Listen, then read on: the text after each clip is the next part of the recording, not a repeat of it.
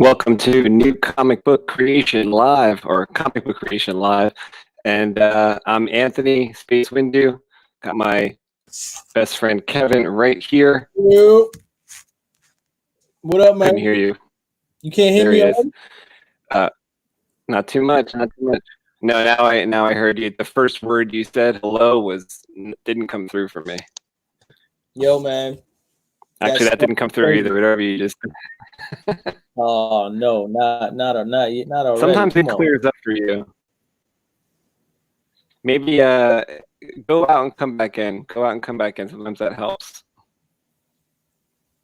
Or sometimes it just ends up being cleared up on its own in a couple of minutes. I'll be back.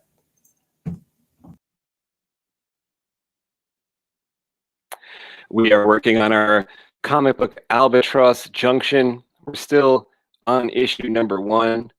We're making some good progress on these shows, especially working on the bulk of the project live for everybody to see. You guys are welcome to make your comments and make your suggestions, learn about the story a little bit. And you can go to albatrossjunction.com to read a short synopsis, take a look at a couple concept drawings and stuff like that. And then once you have an idea of what the story's about or listen to us talk about it, we'd love to hear what you think, and maybe some ideas that you have could make it into our comic book in the next issue. Let's see if it's any better now. You hear me? Oh yeah, sounds better. Okay. Nice man. There we go. So what's the word? Where's Mundo at? I don't know. I sent them the link, but I think I neglected to tell him what time we were going live. So He'll get it when he's available. That's my bad. I hope he figures it out. What's up with And Matthew, I did send him the link, but I didn't get a chance to actually make contact with him. I just sent him an email. I was like, here's the link. We didn't talk about this, but if you are free, come on. So yeah, dope. Either tonight or Wednesday, we'll get him to come on. Maybe on Wednesday you'll be more ready to talk about the new synopsis. But tonight, if he shows up, we just have some fun. Yeah. We'll just talk shop. Yeah, man. So my aim is to draw some futuristic Eskimos, I guess, the people of the land that don't really get involved with anything. They're just of the land. You know what I mean? Yeah, you remember when you were talking about what our old boss used to say? You said denizens of the deep. Denizens of the deep, yes. I was thinking, is there a way we could turn that into a term for those mountain dweller type people that are just in the mountain, in the nearby the nuclear material, trying to stay warm against all the radioactive stuff? I wonder if we could alter that term, denizens of the deep. You know how smart Tolkien was? I wonder if that word was the root word to the, the guy from Fringe who played the father of Boromir, and he also had the son Faramir. He was the biggest douche in the movie. He got one of the scenes that I can't watch, and it's just him eating the cherry tomatoes. While the other guy's singing. Can't do it. He kind of makes the Hobbit sing while he just eats his dinner. And that is terrible to watch. It's that guy's such a good job of making you hate him that it's you really do end up hating him. But anyway, when he's kind of dying, when he's jumping off the cliff or whatever, and Gandalf says, "There goes Denizen, son of Denethal," I wonder if that root word I have to look up what a denizen means. It must be something bad, right? Let's look it up. I think it's just like a den, no? Denizen of the deep? I don't know. What is a denizen? A bad citizen? Like a sub-dweller, like a mole person. Okay, so it is it's a lesser than person, right? I mean, that's just my guess. That's what it sounds like. He should come down and just diss us in the most, poetic ways. Yo, before I forget, I don't know how to spell it. That's the problem. Yeah, I've had this for you for the longest, and I've never given it to you. Oh, it just means citizen. It's just an inhabitant or occupant of a particular place. It doesn't mean anything negative. Okay. It sounds negative. Why does it sound negative? What's this? Game of Thrones. A Game of Thrones. What does it say? I had this for you forever. It's a graphic novel. Oh, sick. I think I saw like a page of this online, or I saw a bit of this art online somewhere. This is sick. That's awesome. Yo, you know what else I found? It's great because it's got the dialogue of the Game of Thrones. Like, that's why it's good. I found. What's that book? I did a lot of thumbnails that I forgot about. Wait a second. I think I need those. I told you did 3 more. Well, what was the? I think you're doing this page now. Like the page that I've been working on. What's the page right after that? Because that's the one I'm gonna need. It's like it's almost like I kind of mind melded you because you're kind of drawing this. It's just a little bit different setup than one I have. Yeah, but look, it's the same stuff. It's almost the same ship. Yeah, look. Oh yeah, it is almost the same shit. Look at that. Oh, and the helmet's almost the same. You asshole. It got in there. It got in there. It got in there somehow, right? That's crazy, man. That's Albatross. That's crazy. And then this is the Pikeberg silhouette page.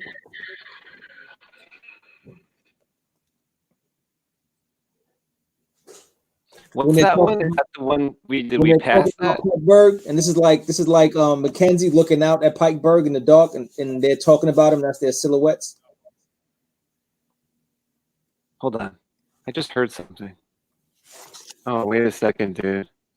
I got something playing here. I don't know why this is happening to me. Why did this start playing? Hold on, I'm sorry. I don't hear shit. Oh, I guess. All right, it's only for me then, but it's annoying me. Oh, jeez. Okay, I don't know why this video started playing. Jeez. Okay.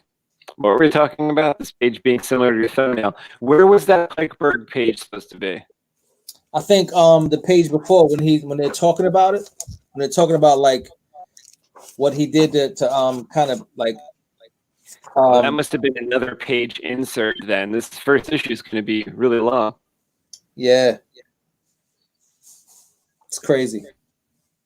This is way back in the days when it was page 18, and then we said, how can you live with yourself? What the hell was that? The hell was that? That's just me trying to annoy you.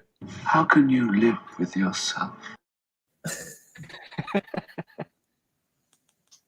You got cutscenes, you got fancy, bro. You changed. You in Hollywood, man. I had to figure out some ways to annoy Kevin. But yeah, man, this is. All right, so what are we gonna do with that page that you have there? I don't know. I mean, I can draw it up, or we can. I mean, we can even take whatever page we have and see if it works in Photoshop somewhere. You know what I'm saying? Like we just Photoshop it up in their silhouettes. Like we get crazy. We get crazy. Oh, I see what you mean. It's really not necessary. It doesn't drive any points home. It's just stylistic, so it's not really necessary. Okay, show me the thumbnail that came after the one that I'm doing right now, because maybe that'll help me. No, there was one right after that. Well, it's the same. Twice. Yeah. I just did it twice. It's like this is when I had the two different ways to do it. Yeah. And I just I worked it out. Okay, maybe I saw that and somehow remembered it. My subconscious, possibly. Look, I even got the little camera. No, I'm joking. It's not the camera. Wow, man. Nice. Okay. Dope, though. Dope. This is a good book. It was a good book to have. Real good book to have. And I found something else in here. This was kind of cool. Remember this? Oh yeah, we got a bunch of pictures of the Dybbuk that look like that.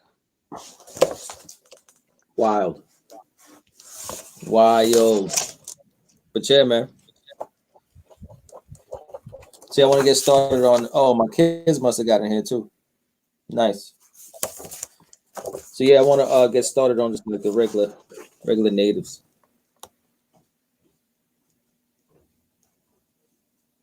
What?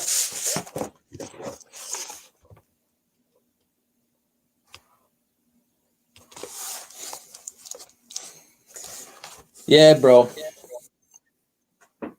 Ah. When this banner comes up, let me know if this is how you spell. I think this is how you spell it. This is how you spell Indiegogo?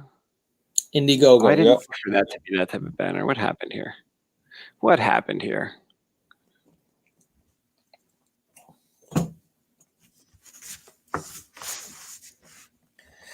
Indiegogo. Oh, here we go. Okay, that's what I wanted it to do. Did I spell our thing right? Okay, there we go. I am like all frazzled today. Long day, man. How does the microphone sound on my end? Is it okay? Yo, you sound sexy as fuck, bro. Sexy AF.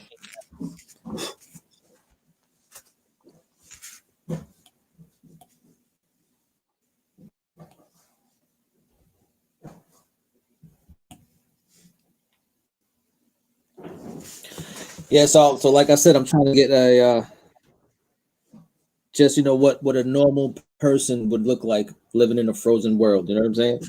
Just like a normal like village or someplace. Nothing fancy, just someone just doing the best they can, sans technology. Well, sans like the good stuff. They have like minimal stuff. Are they outside the walls?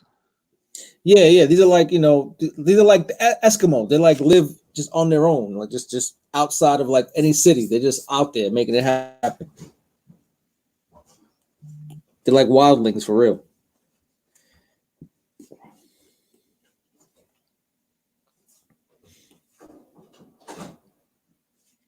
See how the hell I want to do this.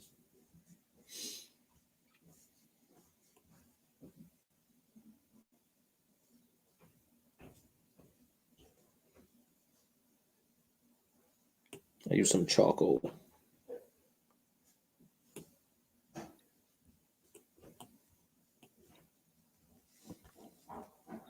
Mundo is here. I'll be in a minute. Trying to get my laptop going. Take your time, buddy. Patrick Tellez, how are you? Thanks for joining us. Patrick, what's good, bro? Oh, you're on Twitch. Nice. I don't know what EAE means though, but what's that an acronym Maybe it for? means I think it's your hello, Kev, that you always tell me. You go, hey, yeah, I think that's it.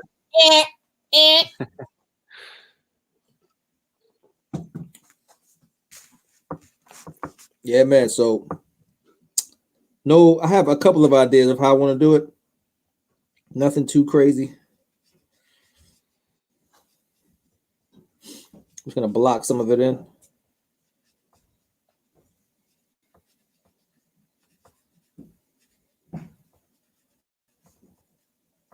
Oh, you already got him standing in the dark. It almost looks like the Marshmallow Man. Stay Puff. Yeah. My guy.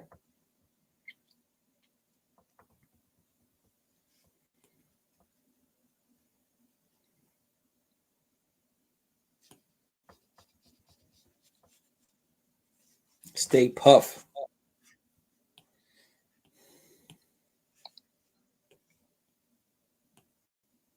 All right. So since you don't have a thumbnail for the page that comes next, I got an idea. I'm just about done with this one. No, you're the idea guy. What are you talking about? Yo, so another way that I see these guys is like they're the ninjas of the land. You know what I'm saying? I thought you were just drawing a nobody. Yeah, but they're out the way. It means, hey, what's up? EAE. Nice. I told you. Kevin makes that sound all the time. Hey, yeah. He's always screaming that at me. That's funny. That's funny as hell, man. So what do you got? You got an idea? I got an idea for the next page, like based on the dialogue, because Bernadette starts to talk about. Let me see. Let me pull it up here. I got it right here. Oh, it reset. It reset to page 1. I got to go to page 22.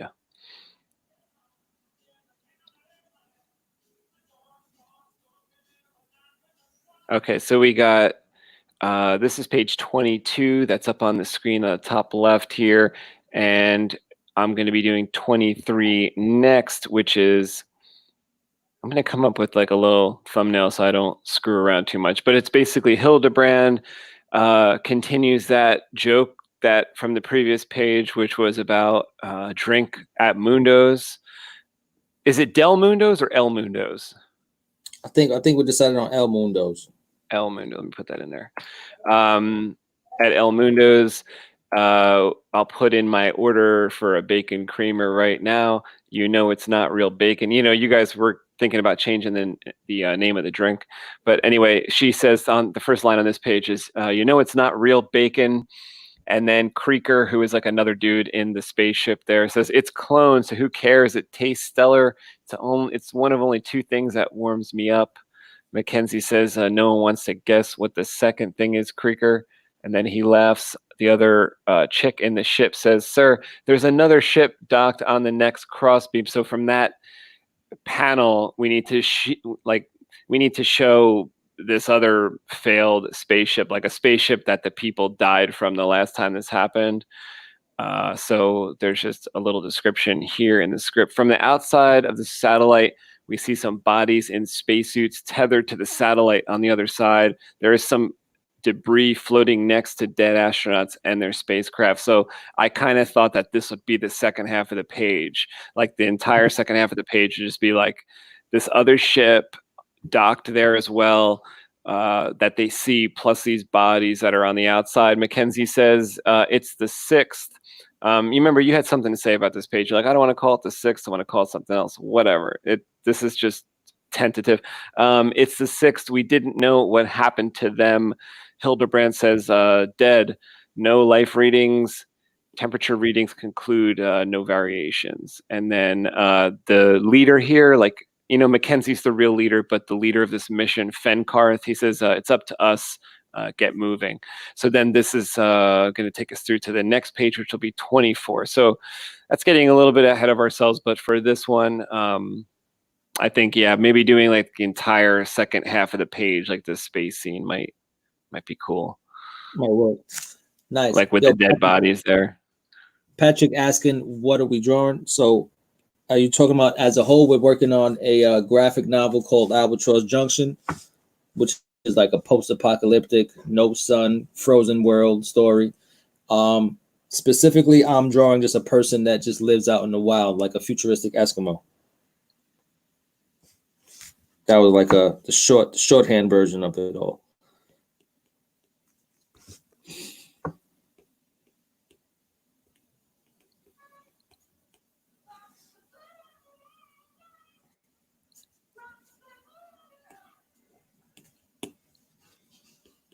I am actually I'm going to display the Albatross trailer once I get it in here, but it's just taking a minute to load.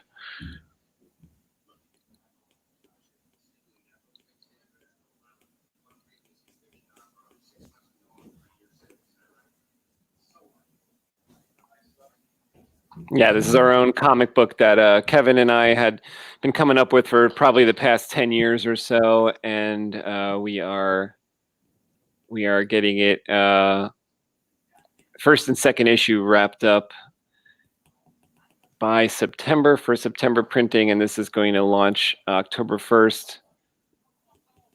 Let me see here.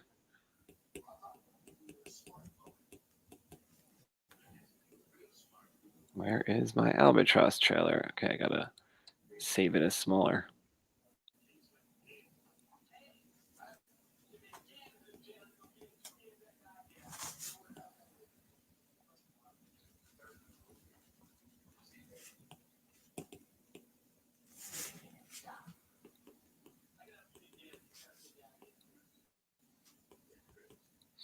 But we're also in the process of actually making a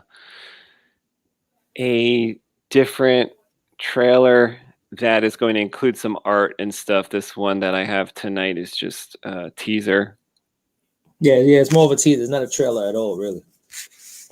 Oh, Kev, I like how you're really utilizing the. You've always wanted to push the cold factor of this world. Yeah, this is why I'm doing it, because I always say it, but I don't show you what I'm talking about. So I'm like, let me show you what like I see in my brain. You know what I'm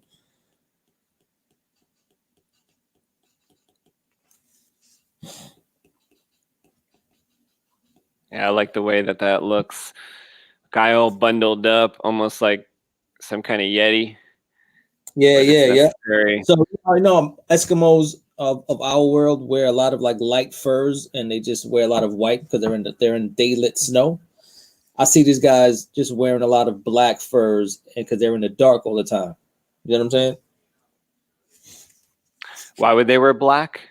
Just to hide more? They're just in the dark all the time. Yeah, and they want to move without being disturbed. Like they don't want to be a part of any of the fuckery that's going on. That would suggest that you're kind of drawing one of the more self-sufficient people. Yeah. Like people are just like survive like on their own. I think there's a ton of people out there like those are probably more than mine. I don't know how many. I don't know the numbers, but wouldn't there be more people out there too that would be like starving and freezing and just kind of dying? Yeah. But these are the people that are surviving. These are like old world people that just learned how to live on the land of just frozen. Everything's frozen. They figured it out. Mm.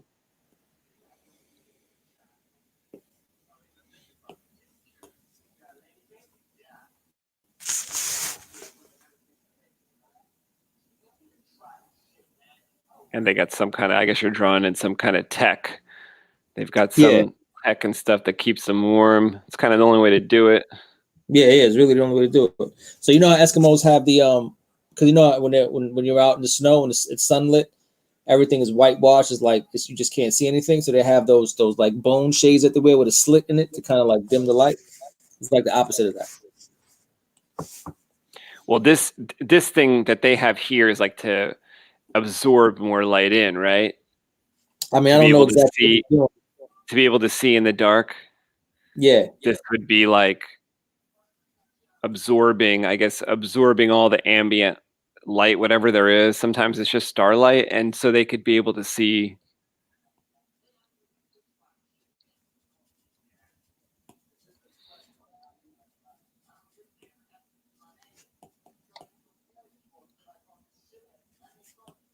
Did I have an idea for other people, which is I'm going to draw next? Like the average Joe Schmo that's making it happen for himself.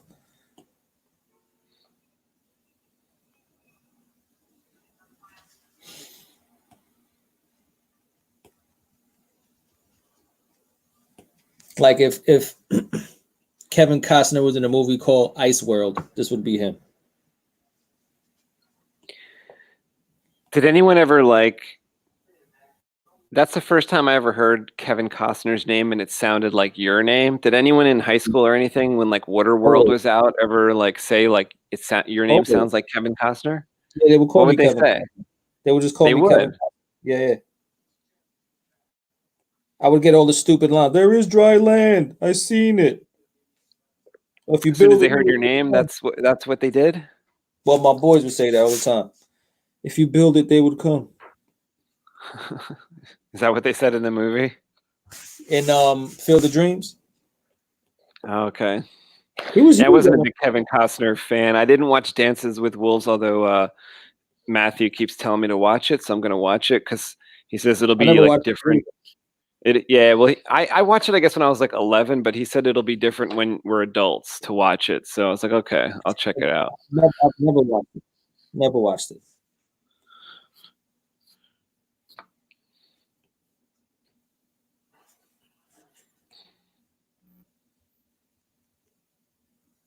I am trying out a new light.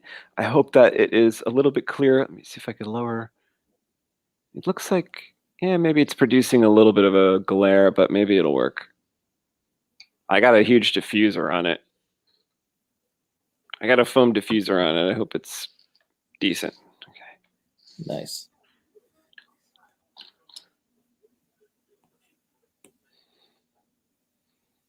Oh, we got our Albatross trailer. I'm going to play the Albatross trailer. Let's see if this comes through. The little...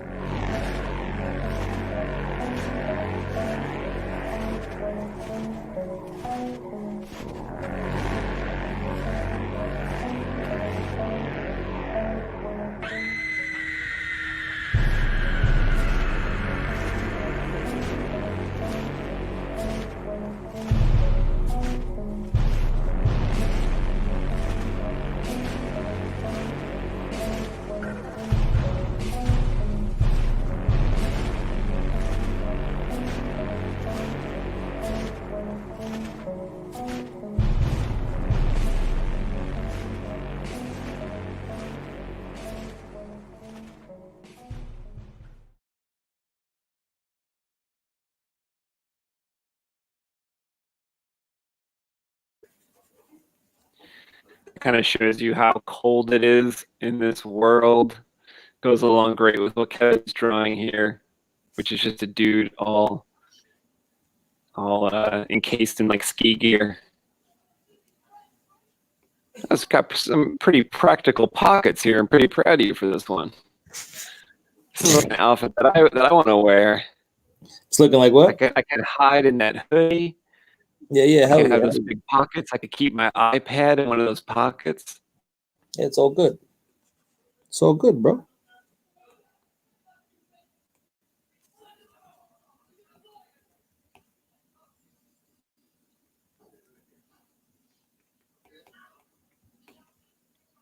Yo, did you get a chance to read Patience? I didn't read anything, no. Just snuck up on me. Even though I had like 4 days warning.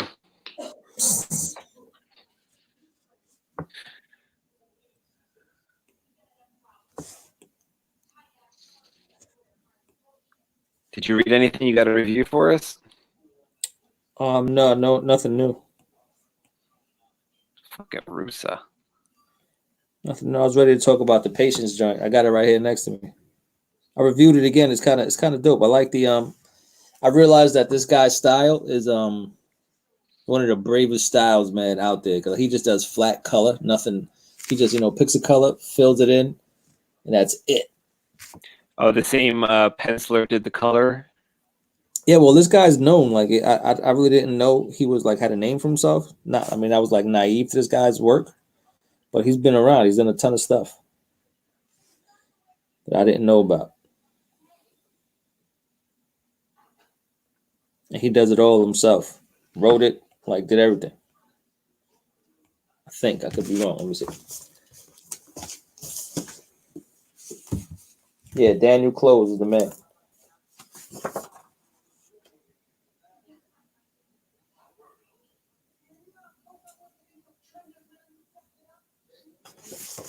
Yeah, it's just all him.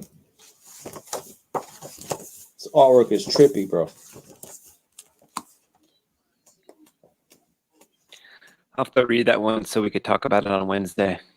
Yeah, it's pretty sick. It's pretty sick. It's like it's got a bunch of like science fiction tropes to it. Nothing brand new, really. But it's good. It's well done. It's dope, man. I actually really like it. It's not corny whatsoever. I'm not going to say anything until you read it. Awesome. I'll just... Yeah, I know you think it'll take me like a short time to read it, but I think like you're overestimating my intelligence because I have to keep going back and go back and go back. So you'll take me a while to read it. I'm the weakest reader I know, man. It's sad. I'm looking for this one spread that I saw that kind of like blew my mind earlier today. I was like, what the hell? It was nuts. It was real nuts. This is one of them. Look at this spread, bro. That almost looks like the Infinity Gauntlet or something, right? It's like, what does he have there? Like the Yeah, red stone? this guy is insane, man. He's Or did he playing with draw time. himself? It almost looks like He's playing with time. This guy's going back and forth. It's almost so he's almost like a sad loser. Look at the spread though. That spread is sick. this spread reminds me of Beavis and Butthead art. Oh nah, man, that art was kind of crazy. But nah, this is much better. Like, look at this. Look at this. He's crazy. That part's everything reminds me of something else, and that's reminding me of Bruce's dreams from the Legend of Samaria comic we did last. We need to review that damn comic on here, really.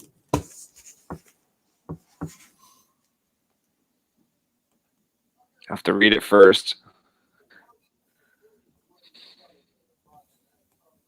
You read it? No, I said I'll have to read it first. You were supposed to laugh. Oh no, because I still never finished it. There's a whole section where I'm just lost. Like, what the hell's going on here? I was supposed to laugh. I gotta do the same.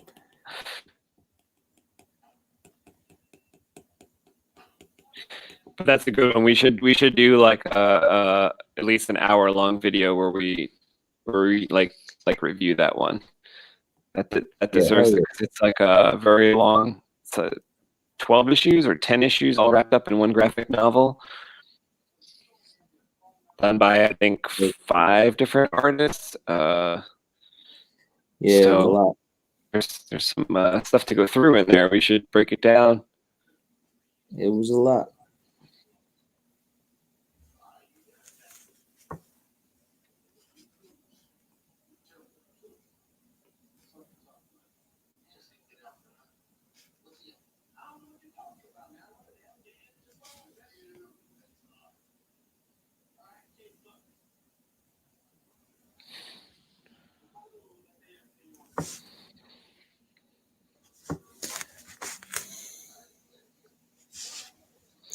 I logged into GTA yesterday. I think it was yesterday, maybe 2 days ago.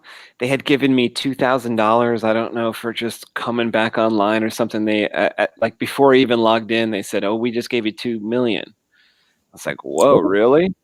And I go in there, and I just started. I haven't been in there in a while, so I started inspecting like what all my cars were. And I don't know if it was the connection I had. It was probably, I was like, is this a weekend? Maybe it doesn't matter anymore because everyone's home. But the connection seemed to be a little laggy. And my character was jumping around a little bit. And then I was thinking, is this literally laggy, or is it because I was playing Red Dead and it's smoother? And maybe this is slightly older. It's not as smooth because I don't recall. I haven't played it in a while. I started taking inventory of my cars. I'm like, okay, what do I have? What don't I have? And then let me see what other cars that they have available. They had a sweet like 80s Ferrari, kind of like the Testarossa. They call it Grotti something. Like Grotti is their Ferrari. Yeah. So it was like 800, 900,000, I think, or maybe it was 1 million. So I bought that car and I repainted it. I think I got it like a Ferrari kind of red now or something. What did I paint it? No, maybe it's black. I forget. Maybe it's red. And I upgraded it with all these engine upgrades and made it really fast. So I was driving that around for a little bit. With that, they gave me that 2 million. I kind of spent it on some toys to play with in a game. I went to the gun store, made sure I had every kind of gun. I already had all the guns, but I thought they were giving something away for like this week. They said they were giving some pistols away, but I guess I had all the pistols already. You had it all. You had it all. You had the awesome. I had it all. I had the laser guns from space that they got. Jesus. He wasn't playing.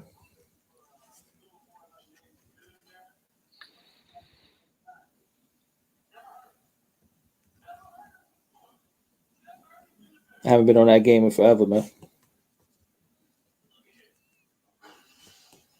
Once in a while, they'll show you on Instagram or on YouTube, if you follow their channel, that oh, this week we'll give away this if all you got to do is just come online.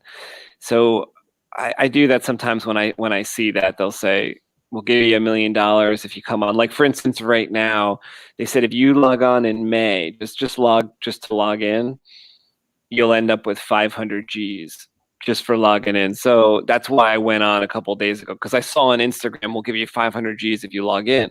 So I went in a couple of days after I saw it, and it turns out I must have done that a few times before when I saw that because they don't give it to you right away.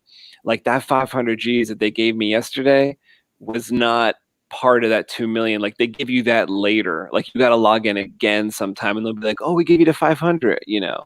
That's crazy. So this 2 million was from something previous. Are That's there usually new, what'll draw me back. Are there new like missions or no? Yeah, I think they constantly update stuff.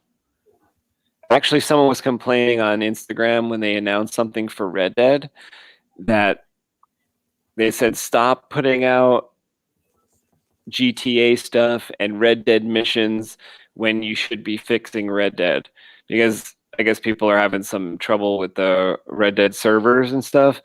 So they're saying, you know, instead of putting out missions for GTA, why don't you fix this, you know, and they don't say it that kindly, but they're like cursing at Rockstar like fix this shit. Does Rockstar care though?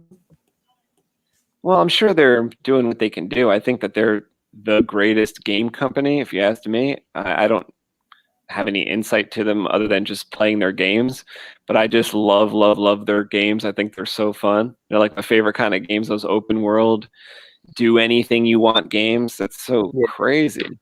But I just love them for that. I've been playing Days Gone on and off. And that's like one of the most open worlds I've ever played in my life. Oh wow, really? Yeah. What kind of things can you do? It's like The Walking Dead. Mm-hmm. You just go everywhere. You can just literally go everywhere. It's nuts. And you're driving around or what? You're on a motorcycle. How does the dynamics of the bike, are they fantastic? Sick. So sick. It's really Does the sick. bike do anything special? Are we talking that it's the future? Are we talking that it's... No, you can get like nitro and things like that, but you can upgrade your bike, but the bike isn't like the highlight of the game. The highlight of the game is like just being able to go anywhere, and it's like it's just a scary ass game, man. To be honest. Mundo says, bear with me, I got technical difficulties. Yeah, I had that before. I had them all day. I was like trying to upload a video. It wasn't really technical difficulties, but I was trying to upload a video to my, or actually just save a video to my channel. Problem is, Kev, I made a video that's like 2 hours long because I was reviewing I was commentating on Star Wars movie. Yeah. So I let the movie play and I talked about it. And then I tried to have my computer process this video, and it took 4.5 hours for my computer to do it. I actually wasn't sure that we were going to be able to do this show out here. I was going to do it inside because I was doing a call earlier at 7 o'clock with Jason. You know Jason. He Jason, JB Kuma. Oh, where's my map? Yeah, you know who it is. Hold on one second. I didn't realize you were taking up the screen with your head. Jason is the guy who he's at the Mad Science Workshop on YouTube. He gave us the page-long document when we first did Comic Book Creation Live. You remember him?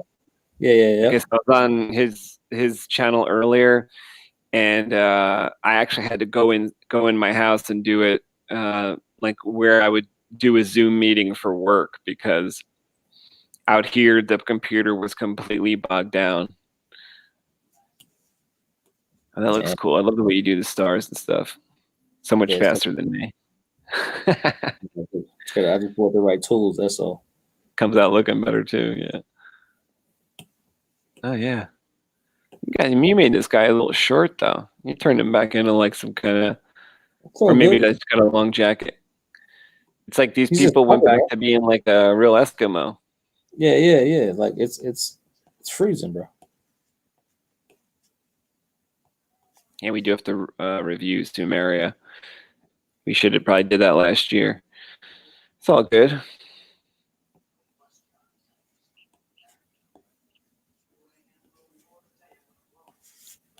It's all good. Should have them on if they're free. That's true. I think the last I heard, or the last I saw from Jason on Instagram is he's semi stuck in Costa Rica. Oh shit! Not that he couldn't come on here. I'm just saying that's where he was at. Like the last time I saw. I don't know if they got a flight back here yet. How long has he been there? I don't know. I don't know. I guess like just longer than they intended to, but they were having a good time because they had their moms with them, and the baby was there and everything. It's wild. Well, he's got that house over there. I'm sure it was comfortable. I'm sure he was good. Paradise. Yeah, he was. Nothing wrong with being in paradise.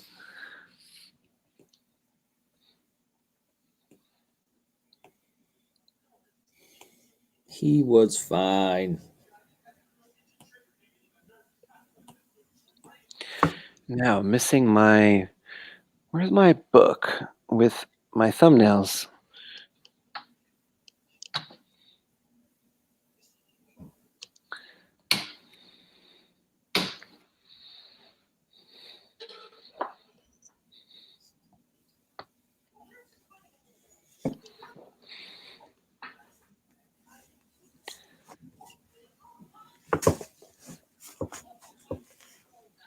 Okay, you know what? I'm just going to leave you for 1 second. I think I may have brought the thumbnail book by the other computer. Be right back. All right.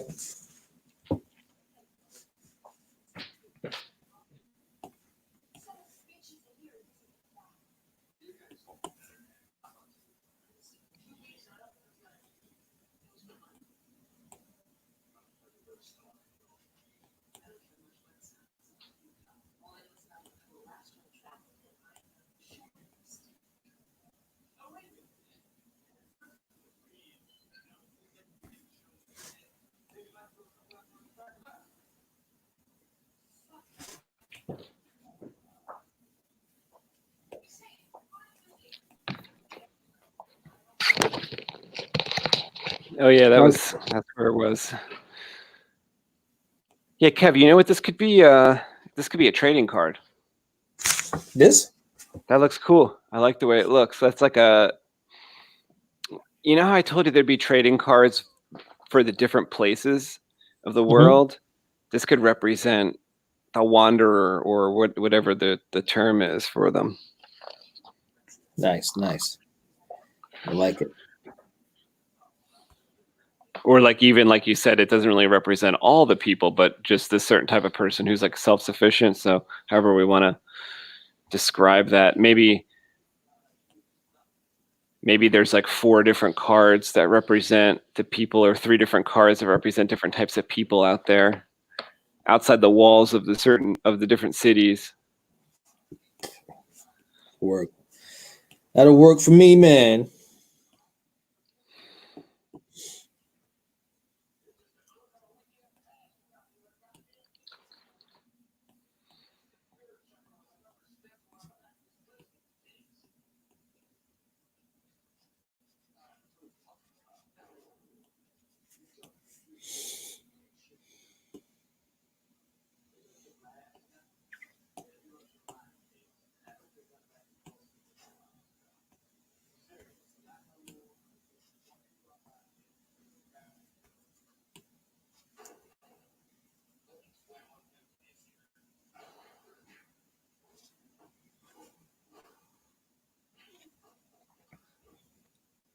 You know, I like what this looks like because Cyclops is like one of my favorite X-Men.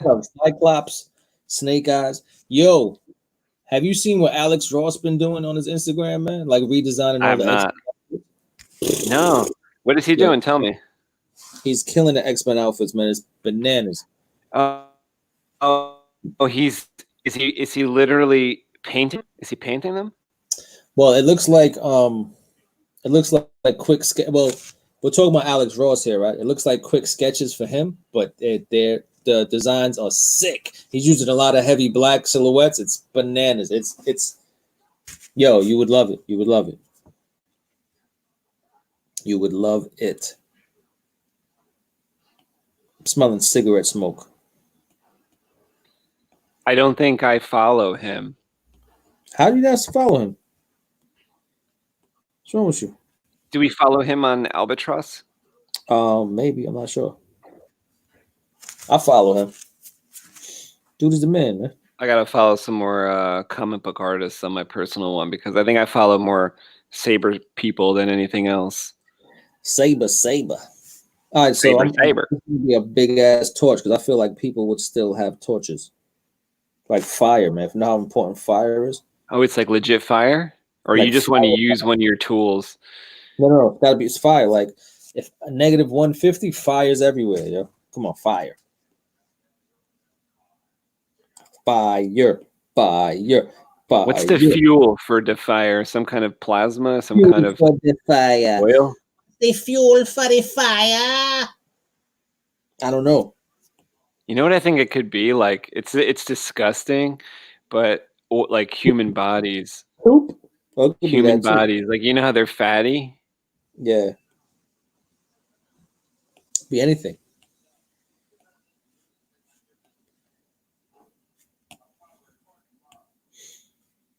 The fuel for the fire.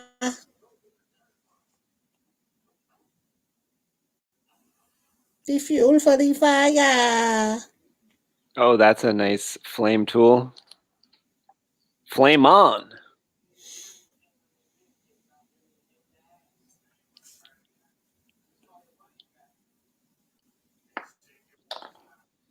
Yo, so I finally watched Phoenix Saga, the Dark Phoenix. Yeah, you were talking about the X-Men on a text or something the other day, weren't you? You Yeah, were saying you loved a certain scene in it when they confronted her and she fought back a little. Yeah, when Magneto was like, yo, I gotta go kill this chick. He killed my girl. I was feeling that. Feeling that with a passion.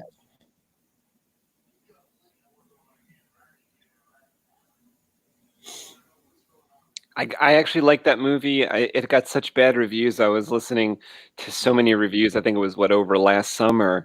Before I had seen the movie, I was listening to so many reviews and thinking that it was really going to be terrible, which probably helped the outcome of what actually happened. It was okay. Well, I liked it. I rented it, I think, on Amazon or something for like $4.99, whatever it was, and I liked it so much that I ordered the Blu-ray. I still haven't rewatched it, but I did order the Blu-ray for whatever reason. I kind of liked it. Pretty sick. I dug it. I wasn't mad at it. She was good. She looked like her to me. Like I think I explained to you when I'd first seen it what I didn't. The only one thing I didn't like about it was probably some kind of post insertion or some kind of strange thing that they inserted with Jennifer Lawrence where she goes, how come the women of this team have to keep saving everyone? You should call it X women. Don't call it X men. But I was thinking, like, when did women save them before? I was trying to think, like, was in the previous movies the women kept coming and saving them? I didn't remember, but I was like, that's not a powerful enough. Like, if I can't remember and I've seen all the X-Men movies 6 times each, like, when did the women keep saving the men? I don't recall. I honestly don't recall. But to have her say that, I would have thought that you would have to give us like 1 or 2 examples, like right before saying that. But it was just like contained in that movie. But it's like you have a series of movies here. So what are you talking about? I don't even remember hearing that. I wasn't paying that attention. I think it was like towards the beginning too, and I was like, "Really, you're gonna say that?" Like, unless they cut scenes where like the women kept saving them that we didn't see, but they didn't give a strong enough example of the women constantly saving the men enough for her to say, "You should call this team the X Women" or something. I was like, "What?" You know.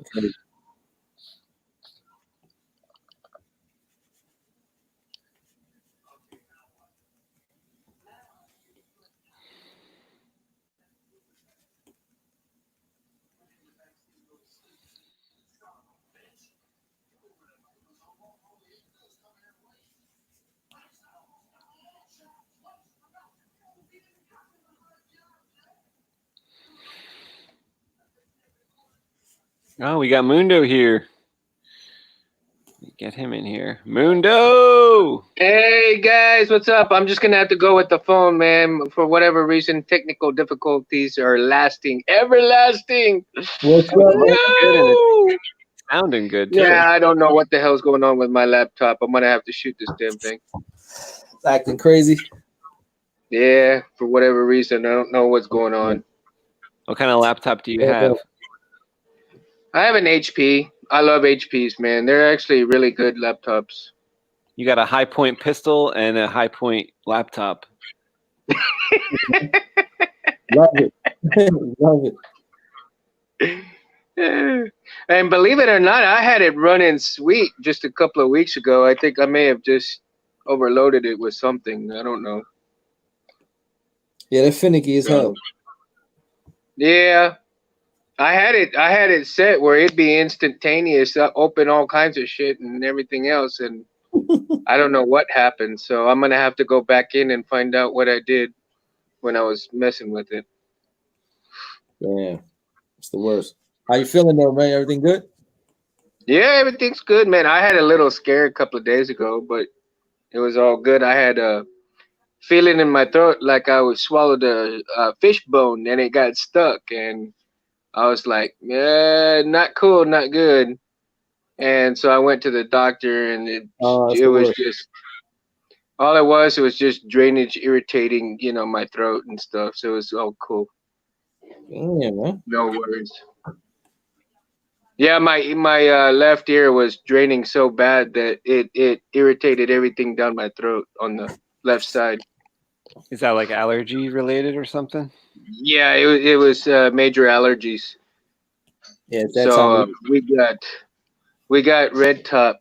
You want this? It's frozen, solid. that time of year, man.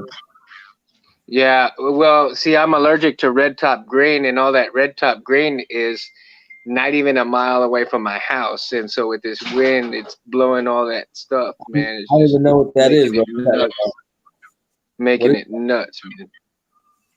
What is red top? You don't know what is. Yeah, red top grain is kind of like a dyed wheat, so to speak. Oh, okay. You said red top, and I'm thinking of tennis. Nah, it's a red grain.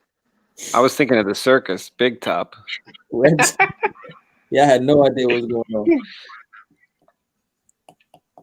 on.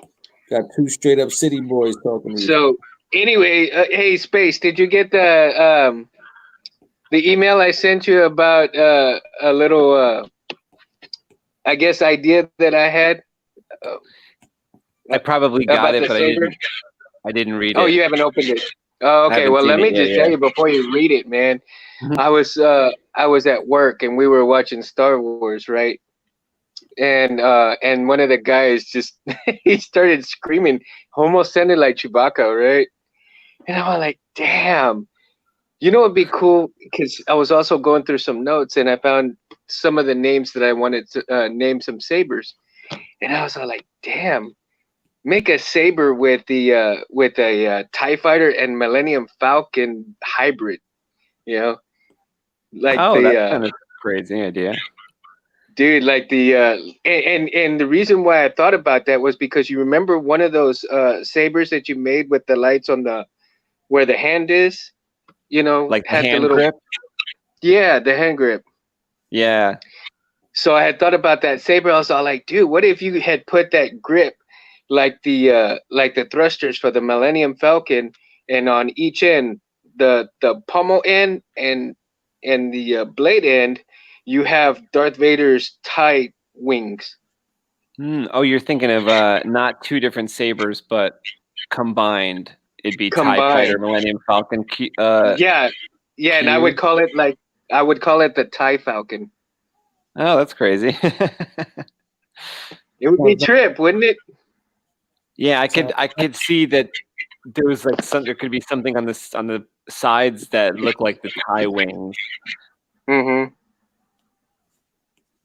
See, you'd have Vader's each wing on his TIE, one on top and one on the bottom. Like I said, with the pommel and what you mean. And the emitter, the pommel and the emitter will be Vader's TIE wings. Okay. I can't draw it, but I could see it in my head. You know. I think it looked pretty trippy. I still can't draw what I see in my head. For real, man. It's not easy. Like, I didn't see this exactly. It's just happening. Oh, that's cool. I'm actually really glad to hear that happens with, you know, other people too. Oh my God. You know that. You know that, man. I wonder if the I really wish- excellent people still suffer that. Yeah, I think so. Well, like I said, I wish I could draw, because if I could draw, then I'd be able to, you know, put it on paper and show it what I was Speaking of thinking. being able to draw, you know, I've always bought the Bruce Lee books from when I was growing up, 13 and on, maybe 11 years old and on. And I always knew that Bruce Lee could draw his figures because he would draw them in the martial arts books. But did you guys see the post on Instagram? I think it was today or yesterday, of the Bruce Lee drawings. Kev, did you see this? No. Like, he's far better than I thought. Oh, nice, nice. He's got some dynamic, like almost like let's just put it this way, like he would have done better at this comic. You know what? Kind of like He was insulted good. my whole life? You know what I took personal? You know how sometimes you would get insight to, like, you know, some of like history's most intelligent people. You would see most intelligent people you would see in, like, in their diaries. Like, they all could draw just to draw. Like, they were just so smart that they were like, yo, they just understood how to draw. You know what I'm saying? Yeah, it's almost like, of course. It's almost like, And of it doesn't course. work Like, the other way. It does not it work was the other way. weird. It was nuts, man. I'm starting to notice that because, like, you know, like with this Bruce Lee revelation for me. I mean, like I said, I knew he could draw because I was buying the books that he had, but to this level, I did not know. Very amazing. He's a beast. Substantial. What'd you say, Kev? You know who else could draw their ass off? Michael Jackson. For real? Michael Jackson was a beast. Michael Jackson. He could draw? Oh, he was crazy. But, like, you know, that I guess in his head that wasn't his talent, so he just, you know, stuck to music. Or you know what it was too. That talent couldn't really be monetized as well as music could. Yeah, like, imagine you were like Joe Jackson and you were Michael Jackson and you said, "Hey, I want to draw pictures." Like, hell no, get in the studio. I'm about to say, yeah, his father didn't beat him to draw; he beat him to sing. Joe wasn't beating him to draw. If he actually went ahead and worked it as well as his music, I bet he could have been good at both, like you said. I mean, once he was good at drawing, he could have just been like, "Yo, these are drawings that I did," and people would have ate it up. He could have incorporated some of that. He could have incorporated some of those drawings into his music. Yeah, easily. Yo, what was going on by your neck of the woods, Mundo? People shooting shit up?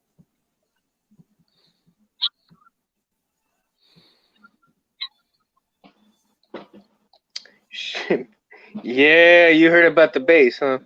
Yeah. Somebody went crazy. You there? Yeah, I'm here. Yeah, that shit made world news, I guess. But yeah, it was one of my cousins works on that base, so she's a counselor on the base, and she's having to deal with the aftermath of that stuff. But from what I understand, that it was an act of terrorism, but they didn't even get past the gates. Oh, damn! Why'd they pick that base there? Was it something that they were talking? The girl, the guard that was at the gate.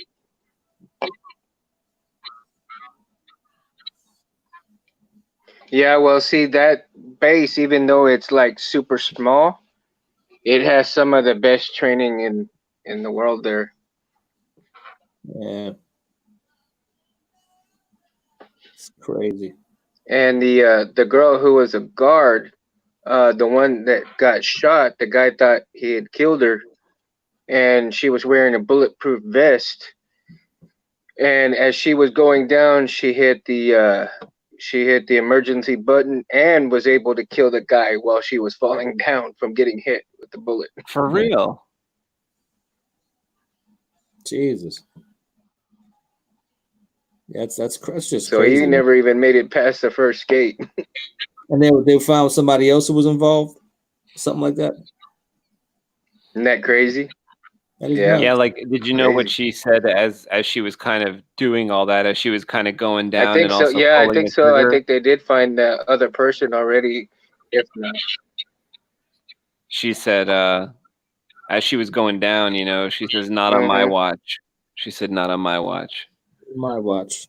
yeah. Not my watch, bro. That's exactly what she said. I think you got the point. I'm done with this.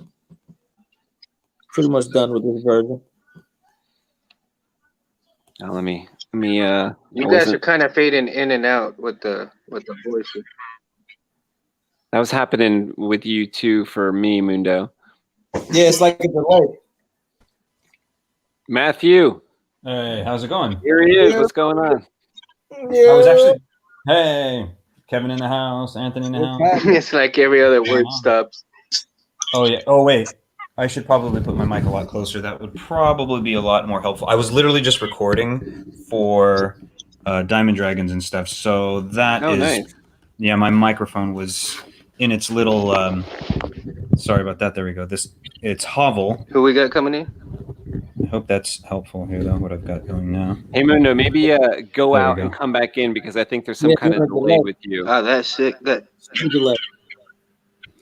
Does that help? Is it easier to hear me? Oh, or- okay. So Yeah, Matthew, what you're do all I do? I good. leave it and then come back in? Yeah, like Yeah. just exit and come back in. I think something went That's it. wrong. Okay. Myself also. No, just Mundo. You're all good. Copy that. Okay. You're yeah, I clear. just want to make You're sure. clear as day. Hey, that's cool. Yeah, and I put my headphones on in case the sound somehow reverberates and causes feedback. Nice. Yeah, it sounds good to me. How are you tonight? Good. Me? I'm good. Yeah. I like I said, I've been just actually. Let's see if I click over to here. I don't know if you lose my screen if I do this. Right? Do you guys still see me? Yep. Yeah. Yep. Yeah, because like now I'm looking at my video project. I gotta see. Did I save it? Yeah, I did. Yeah, I literally just got to one position in here where Is that a little better? it's amazing Yeah, I how. think Yeah, you're that good sounds now. good. Hey, what's up, Mundo? It's amazing how long it takes to do these little video editing projects. Yeah, it is. Where like Yeah, 'cause literally, I'm not even. It's still going like a little in here. I mean, got a little vibration sound in the voice there. Maybe because You you're mean not using me? headphones, Mundo. You probably need to use headphones since you're using your phone, because it's like rattling. It might be like a little like rattling there as you try to utilize the speakers and the mic. It's hard to say. Yeah. Also, I have like a relatively Something's going professional mic, so that could be it. And if you just use your phone mic, it could be Yeah, maybe a that's little good. glitchy. Yeah. I think it's more of a connection thing. Oh, okay. Could be. Unstable internet connection. Move closer to your router. There you go. Bang. Oh, there you go. All right, you know what? I'll probably take you guys into the living room maybe and see if that. Yeah. The funny thing is, Mundo, I Move can hear you closer pretty to- damn. I think clear, it I got gotta better, say. Mundo. I think it got better. There's like some latency going on. Like it's a delay. He's hearing us, I think, 3 seconds after we say it. I Like, think he Yeah. is. You're right. Like we could hear him fine, but he hears us and responds like Late- later. Yeah. Abby, can you Latency. lower that? Yeah. Oh boy.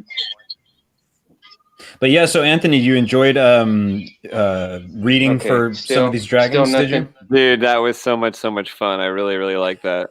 That was Now like you- I was telling Kevin all about it. I was telling a bunch of people about it. I couldn't believe that you gave me like what I consider. I told you on the phone. I consider that the Yeah. best part of the whole thing. And you had pros there, and you asked me to do that, and that was so cool. That was like the highlight of my day. Oh well, good. I'm glad. I mean, you have to understand too that in this kind of position where we're just doing more like a table read or a virtual table read, that it's more about just getting the accomplishment of it done, and then people can see the flow and be like, okay, this line happens, and then this one, and then is that how it really goes? Does that sound cinematic? Does it sound powerful? Does it work? And beyond that, then some characters, it's just like we didn't have these people show up. And I have to be honest with you, I don't even know if the person who I cast for some of these roles is even going to do them anymore because I haven't heard from them in a while. So it also goes down to that thing where it's like, well, the people who show up, then they're going to either get the roles, or it's like, you know, we can say, okay, well, we have to do something else instead for certain things. Like, I mean, I have to be honest with you, and you can probably tell this about me, is if I needed to read for pretty much every character other than the female characters, I could probably do it.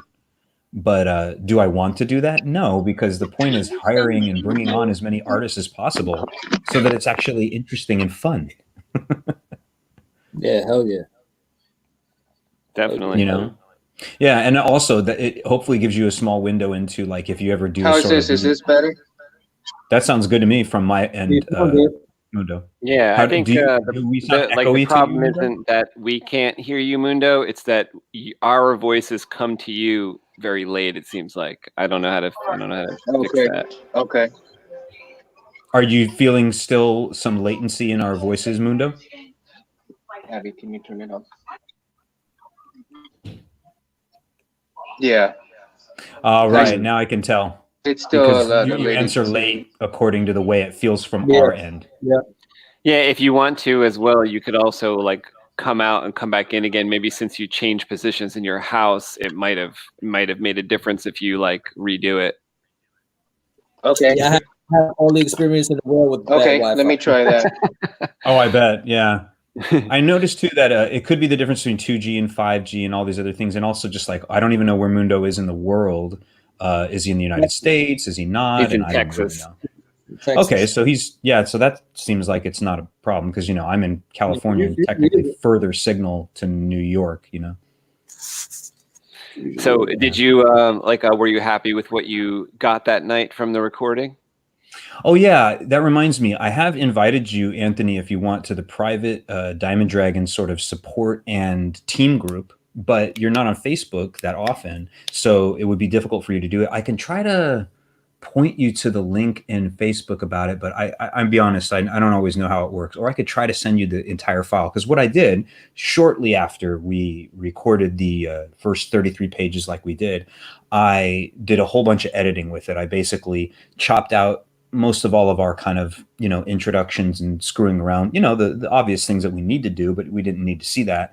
And then cut off the end where we all just chatted afterwards. And I took out any pregnant pauses. That's what I call them, is when, you know, I say blah, blah, blah, blah. And you were waiting for another actor to speak. Yeah, I just kind of condensed it down and made sure people jumped on their lines. In some cases where people were like, okay, so I need to, I'm sorry, excuse me. Okay, so we need to, I just cut any that mistake out. Yeah. Oh, look, Mundo's coming back in, I think. So yeah, I can send you that video, or if you just look on Facebook, there's a way for me to like get you in there and you can see. Actually, I had some a little funny moments that we kind of were able to leave in there too, which was kind of cool. Yeah. I thought it was such an experience. You know, I was telling Kevin. Kevin said he had done stuff like that before, but I hadn't. And to have what it was, 9 or 11 people in there, that was pretty cool. I think we had 12. That was pretty cool to see. 12 people, but and we then lost everybody had lost some people had multiple parts. You know so they had different voices, so it might have sounded to my ear like we had 18 people or like we had 20 people, right? Because certain people were doing two voices. So. Yeah, I purposely double cast several characters in the beginning straight up, but other people were reading for characters that I don't want to say they shouldn't have, but that it was not my intentions for everybody to have to read certain roles that they did. I won't go into all the details as to why, but the point was, at least when you're casting vocal actors, unless you can really coach them to do these different things, you want to make sure no two characters sound, oh, that's beautiful, by the way. Look at that. Love it. Look at the fire. Kevin, that's looking fire. Looking snickety snack. Ooh, that's going to be a trading card, Matthew, for our campaign. Ooh, I love it. Yeah, that's cool. Nice. Good stuff, man. You know, if only I could get Kevin. Like, he's probably so busy, but I gotta like steal Kevin at one point and be like, "What do you want to draw some dragons?" And all right. Yeah. That's one of our characters too, Gargeagle. He's like this. There's still some latency. Yeah, it's crazy as hell. Okay, there's still some latency there, but Is this your phone or your laptop, Mundo? well, I'm on the phone right now, but what I may do is I may go back and see if I can get my laptop going with it and see if that helps. But I'm gonna keep y'all on the keep y'all on the phone. I'm gonna keep y'all on the phone and then keep working on the computer on the laptop and see if I can get in like that, and maybe that'll help be a stronger. Right, don't drop us in the toilet.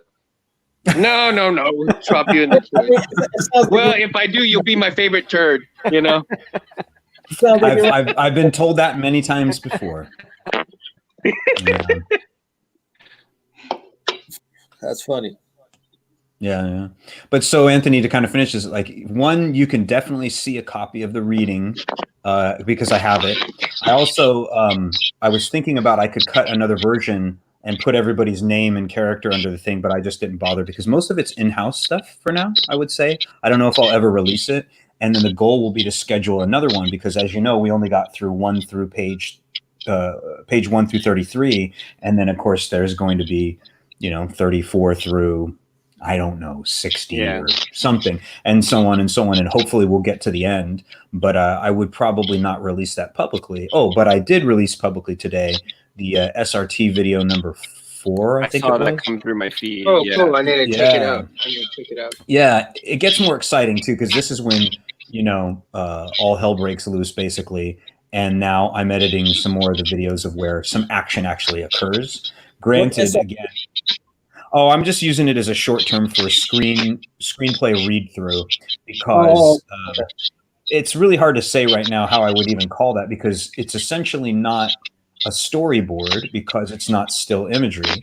Also, it contains all the vocal work, or at least some of it, and a lot of it is just me reading for certain characters at certain times. But I also have, some of my actors, I had them record some lines, send them to me, and then I can place the clips in just as you would any other image in a video or any video clip in a video. So that's kind of what I'm doing is I have to play around with that. And some of the graphics are animated, like, for example, at one point, these bone and ghost dragons start shooting these bone arrows at our heroes. So I have like these arrows flying across the screen and, there's forestry moving by. I've got now some 3D imagery from one of our guys. His name is Sanjay, and he's been doing some serious, wonderful stuff here, giving me some footage in the Unreal 3D engines.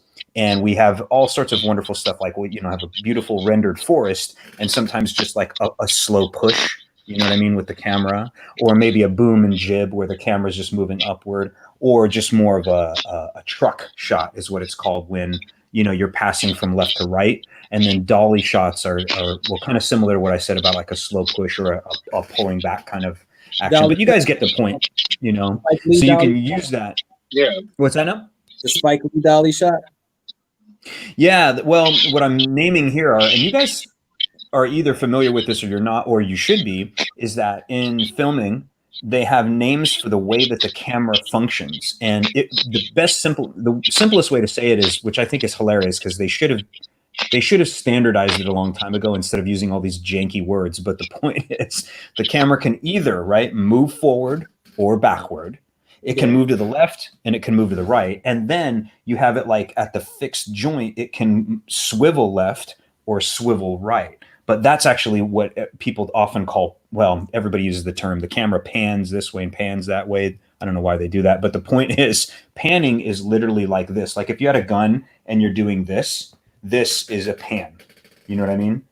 With the camera. And your camera could simultaneously be panning and doing what's called boom or jibbing. In other words, boom and jib is when the camera travels up and down. So, and then you have tilt, right? Tilt is swiveling downward or upward. And then you have a camera roll, where it's just when it basically is, it's as if your body was falling over to the right or falling over to the left.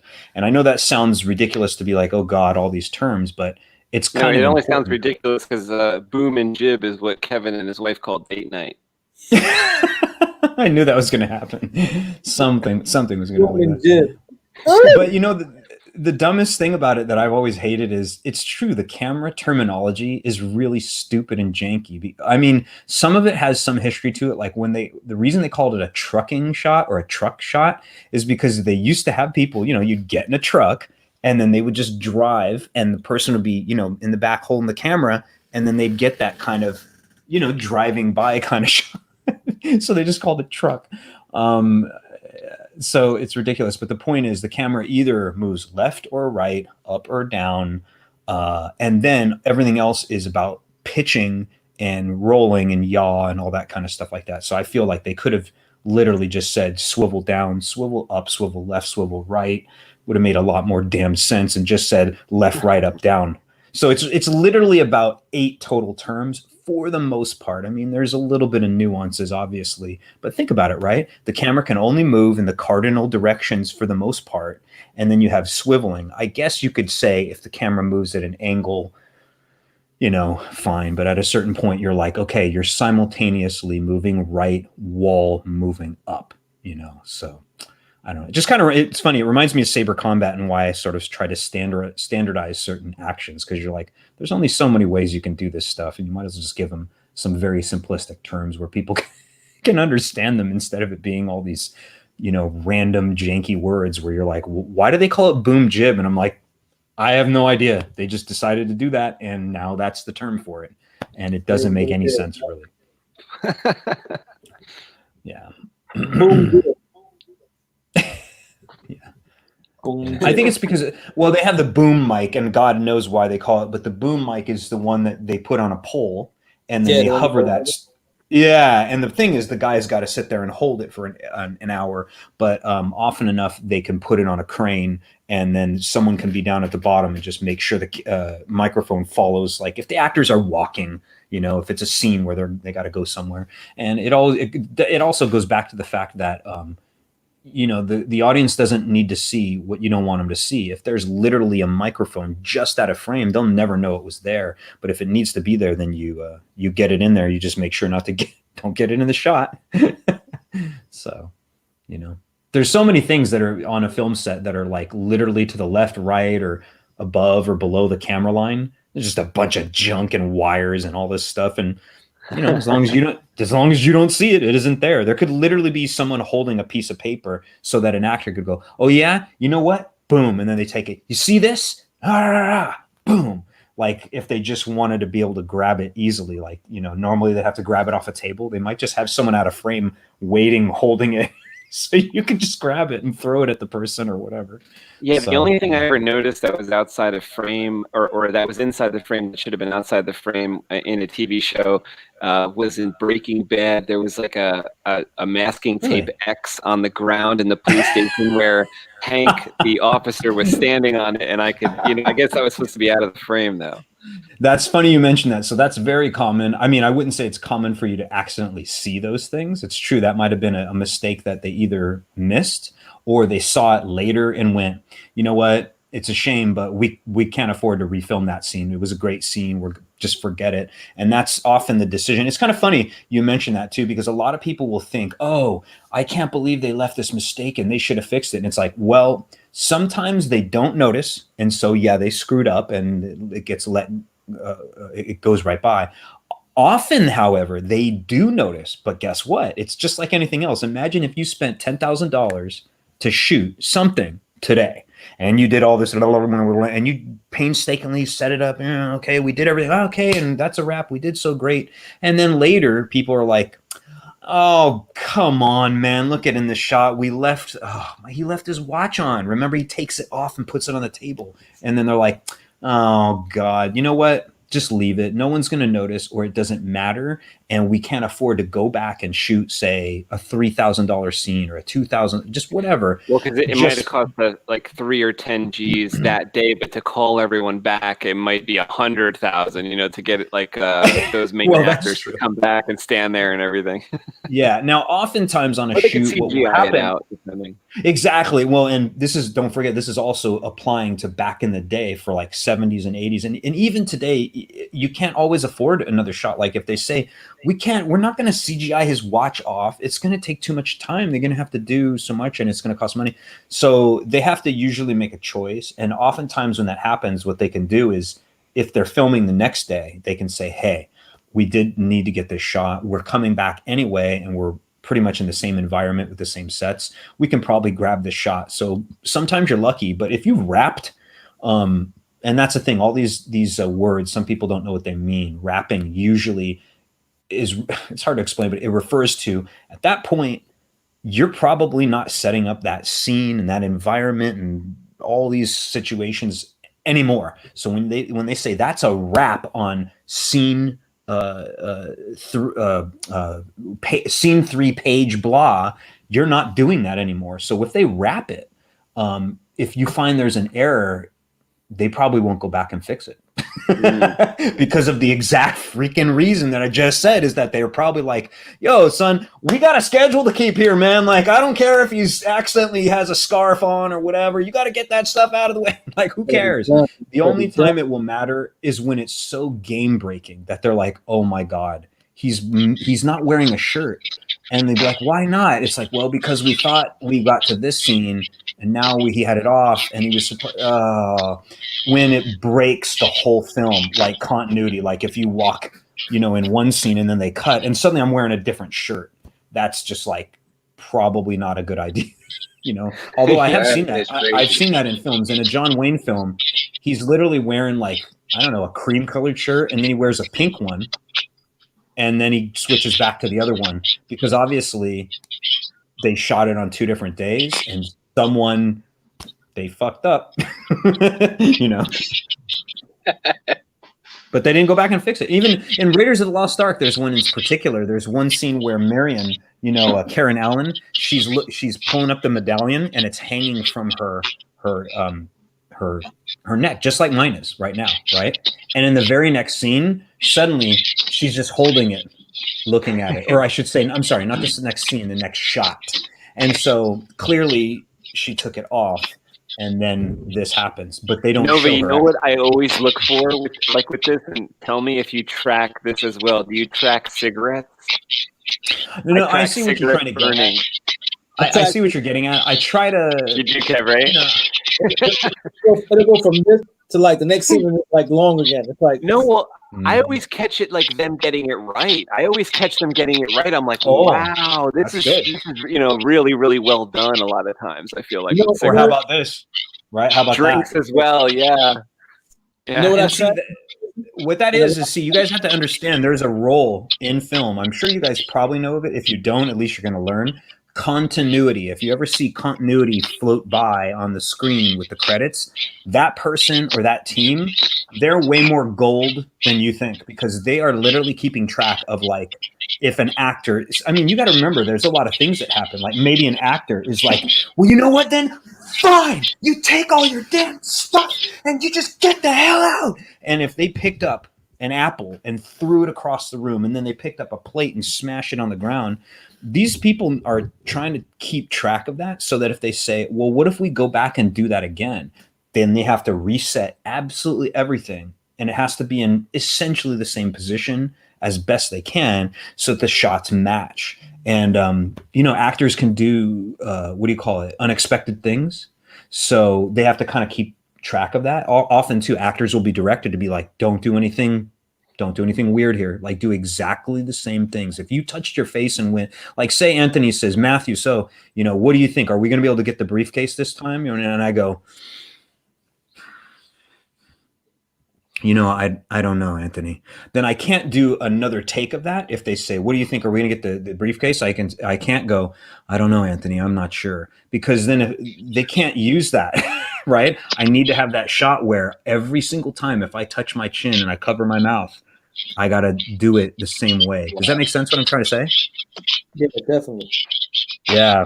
And it's not always the case, but you have to really think about that if they're shooting and you shoot from different angles and all this other stuff, if you do a whole bunch of different physical things in every single take, then when they try to match how do they account when they improv? They don't. I mean, that's the thing is at a certain point, then you will notice continuity errors, but this is actually the irony of this. And hey, everybody's getting a cool lesson in filming is performance almost always, and this isn't always true around the board, but usually it depends, especially if they're all good artists, it takes precedence over anything that silly. Like, you know, if someone performs just magnificently, who the hell cares if their pinkies in the same place or they hold their drink in their right hand or their left hand? If they give a fantastic performance, then usually in the editing room, the editor is literally going to be going through and go like, okay, that's a pretty good take. That's a pretty good take.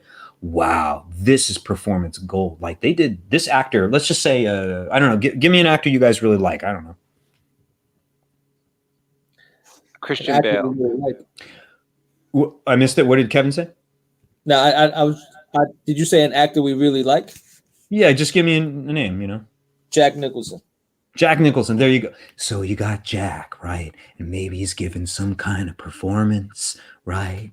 He has something to say. He does something really, really unique, something like that. And maybe in one of the shots, he picks up a mug and slams it back down on the table. But it was a very specific performance for a close shot. But in all the other shots that are like, you know, sort of the end of the scene, he's holding in his left hand. If you had a stellar performance from him with the mug in his right hand when he slams it down, it's okay to cut back and then, you know, his left hand's coming away from the mug, because in that case, you're so focused on this beautiful performance. Who the hell cares about those stupid little minutia, you know? So it's kind of a toss up, at least from my perspective. I'm sure you would get different directors to say different things, but I'll be honest with you. I think it would be a categorically stupid move if someone said, oh, well, you know, let's take this other less interesting performance because the continuity is better. You'd be like, dude, take the one where they're Academy Award winning, you know, they're crying or something. Yeah, I mean, I'm sure you guys all heard, what was it in the Hateful Eight? Something like Leonardo DiCaprio broke a glass or something, and he cut his hand. Cut his hand wide open. Yep. Yeah. In some cases, everybody would call, not everybody, the director would call cut. You know, then they would say, you know, medical, step in and da da da da. But you know, actually, this is terrible. He had the scene where he wiped the blood on this woman's face. I forgot her name. I think he did that while it was happening. I could be wrong. They did it afterwards? They added it. Okay. Yeah, they added it. Okay, because I remember seeing something about how they said she was so shocked. But either way, it's like, so they might have said, look, that was fantastic. And actually, that's a really good example of when something happens as improvisation, then later they go cut and they go, you know what? That was awesome. Let's do it. Sort of like Harrison Ford. Do you guys kind of know the story about in Raiders why they didn't use the sword guy scene, where they were actually going to choreograph a fight scene where he's out there with the baskets, they all clear out, and then he's like, and then Harrison Ford's like, and then he just goes, okay, I wonder where Marion is. Initially, they were going to do a fight scene, but they were in, I think they were in Macau or whatever, but it was like 120 degrees and like 110 in the shade. Steven Spielberg I think it was Spielberg. He said he just shipped out a whole bunch of canned food, and that's all he ate the whole time because he was so worried that, you know, drinking the water and eating the food would make him sick. Everybody else ate the local food. Harrison Ford got sick, like really badly sick. And so he felt really badly on set and he needed to use the facilities. This is what I heard. I could be wrong about this, but I thought this was the official story. While they were doing this thing, he was supposed to go out. He was already really sick. And so he just kind of went at one point when the guy's doing it, he just went, bang, you're dead, I'll be back. And then just took off. And Steven Spielberg and George Lucas was like, what happened? And they're like, I think he has to use a restroom. But then while he was gone, they were like, that was pretty funny. Do you think we should use that? And they're like, yeah, but we did this whole scene and stuff. And you're like, yeah, but that's comedy gold. That's more like what Indiana Jones might do. I mean, he has a gun. Why do we have this big fight scene with him other than the fact that it's a cool factor?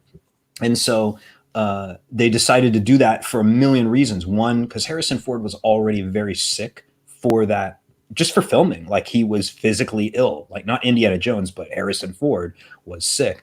And it was already hot out there and everything. And also just choreographing a whip with a sword. I mean, and hey, I have some experience with that, as you guys might remember with the light whip video. is it's pretty awkward and it doesn't make much sense. You know what I mean? Like the whip would win immediately, just immediately. But anyway, so sometimes you work stuff in, you go like, that was awesome. Let's just do that. Skip all the other work, or Anyways, I've rambled long enough. I've been just like blah blah blah blah. But there you go. Like it's weird. There's so many things that go into like filming that people just never think about, or they'll never notice, and they kind of shouldn't. But it's like they don't understand how difficult it is to do that, or like a theatrical performance, like the things that I've had to put together. Well, I think you started that talking about how difficult or how time-consuming editing was. Absolutely, and yeah, I definitely agree with that. Oh yeah. To do a nice job, takes a while. Yeah, and I'm also like, for me right now, I'm only just doing previs / rough edits, so I don't mind when I see little mistakes because this isn't the end result, and I'm not technically by trade a video editor anyways, but I think if I had better software, it would probably improve what I'm doing. But I'm using this piece of software that I like. It's sort of like mid-range, and it's better than the old one that I was using, but it's not something as complicated as like After Effects, which I don't know how to learn those non-linear editing softwares. They drive me crazy, and they just take too much time for me to try to comprehend. And it's not really my forte. Mundo's concentrating. Well, also he probably still has latency. Oh, I guess we'll find out.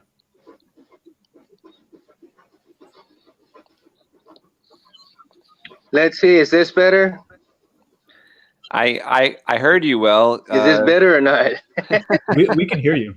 Not really. No, we can hear you. I think you might still have latency. Well, I'm still on the phone, but I put what I went ahead and did. Oh, you can barely hear me? Yeah, No, definitely. we could hear you fine, but I think you're getting our okay, with the latency, yeah. our input late. Yeah, it's at least. I thought it'd be better if I plugged my phone in and see if that would work, but for more power. But it's all good. I mean, but yeah, we can tell. Basically, you're about 5 to 7 seconds behind. Like, watch now. I can count it out. 1, yes, 2, 3, 4, 5, 6, 7, 8, 9. Could 10. be with the storm that's coming. 10 seconds. Storm's coming, Annie. You better get home quick. Storm's coming. Oh wow. La tormenta. Yeah, see Mundo's understanding now. Yeah, because it's about 10 seconds behind. That's okay. We can. Yeah, who it's supposed to be raining here pretty soon. Well, they say Monday for sure, but I think it's gonna come a lot earlier than that. And that's right. They say you're in Texas.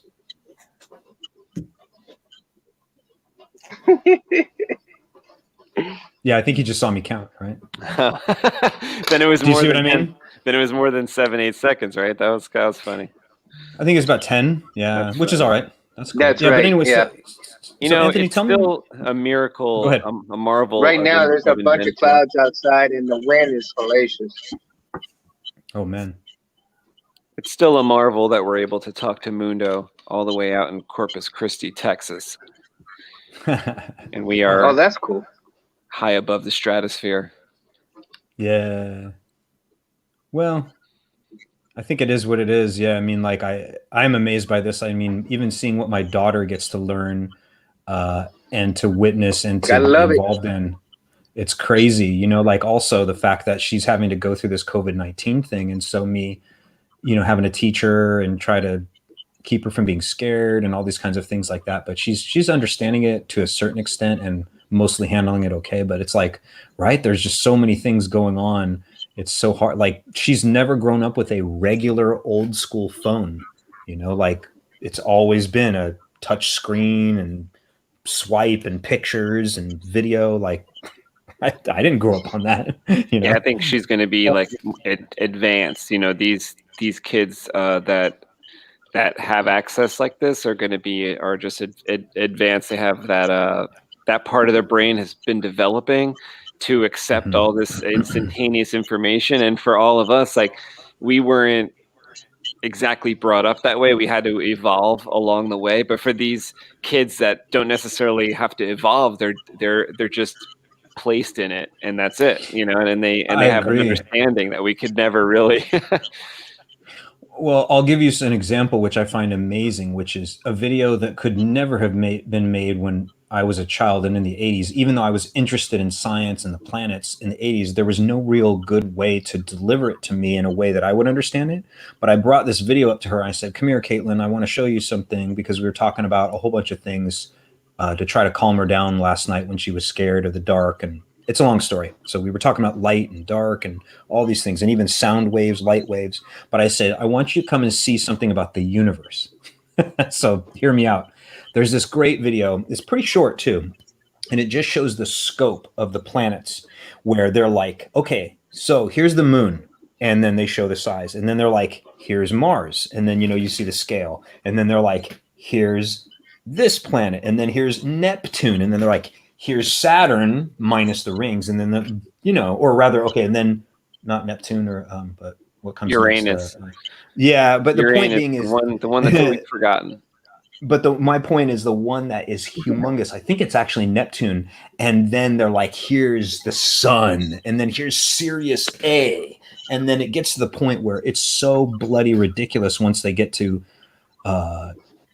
red dwarfs and then super giants and all. I don't know all the damn terminology. It gets out of my mind. But do you see what I'm trying to say? Is it shows the scope, and eventually it gets to the point where they're like, here's Earth in comparison to one of these super gigantic stars that is just like, it makes Earth look like a pebble, you know. And I was trying to say, can you imagine, Caitlin, if our planet was the size of just, say, Neptune? You know what I mean? In order to traverse, like, you know how I could fly to New York and get to you in 6 hours if I needed to, right? Imagine if we were the size of Neptune and the Earth was still configured in a way where the landmass is stretched out and all. It would take you 2 weeks on a plane. 2 weeks? 2 weeks? Probably. Wow. Maybe more. Think about it, right? And in some cases, if our planet was literally super ginormous, you would never make it to the other side of the planet. Never. It would take you a year. I'm not kidding. Like, that's why they finally, at a certain point, they stop measuring planets altogether in actual distance, and they just start calling it light years. We work together. Yeah, it's true. Wow. Like, some planets are measured in light years. I'm not kidding. Like or solar masses for black holes, and those are ridiculous. Like, it's ridiculous how big they are. Like, people don't really put that scope on it. There are some planets out there that are so ginormous. If you got anywhere near it, it would fill up the entire sky for you looking at it the whole time, way before you even get close to it. Way before you even Yo, get close mama's so fat. Oh my It's- God. Before you even get close. Yep. It's Well, I know there's a huge. VR reality thing on the planets that you could actually, when you put on the VR goggles and stuff, there's a program that has all the VR planets, what they are, what their name is, and everything. It is a 100%. trip to check it out. Definitely. And I've seen there's this one science dude out there. He's a sort of a Russian guy. I like to follow his channel. I forget what it's called. I think it's called What Dumb Math is what he likes to call it. Anyway, but it's pretty amazing. Like, he uses that software, I think, and he'll sometimes do some examples of things or show how, like, what would happen if a meteor hit Earth at this particular rate of speed. It's not going to, but anyways, what would happen? Blah, blah, blah. And so you can simulate those things.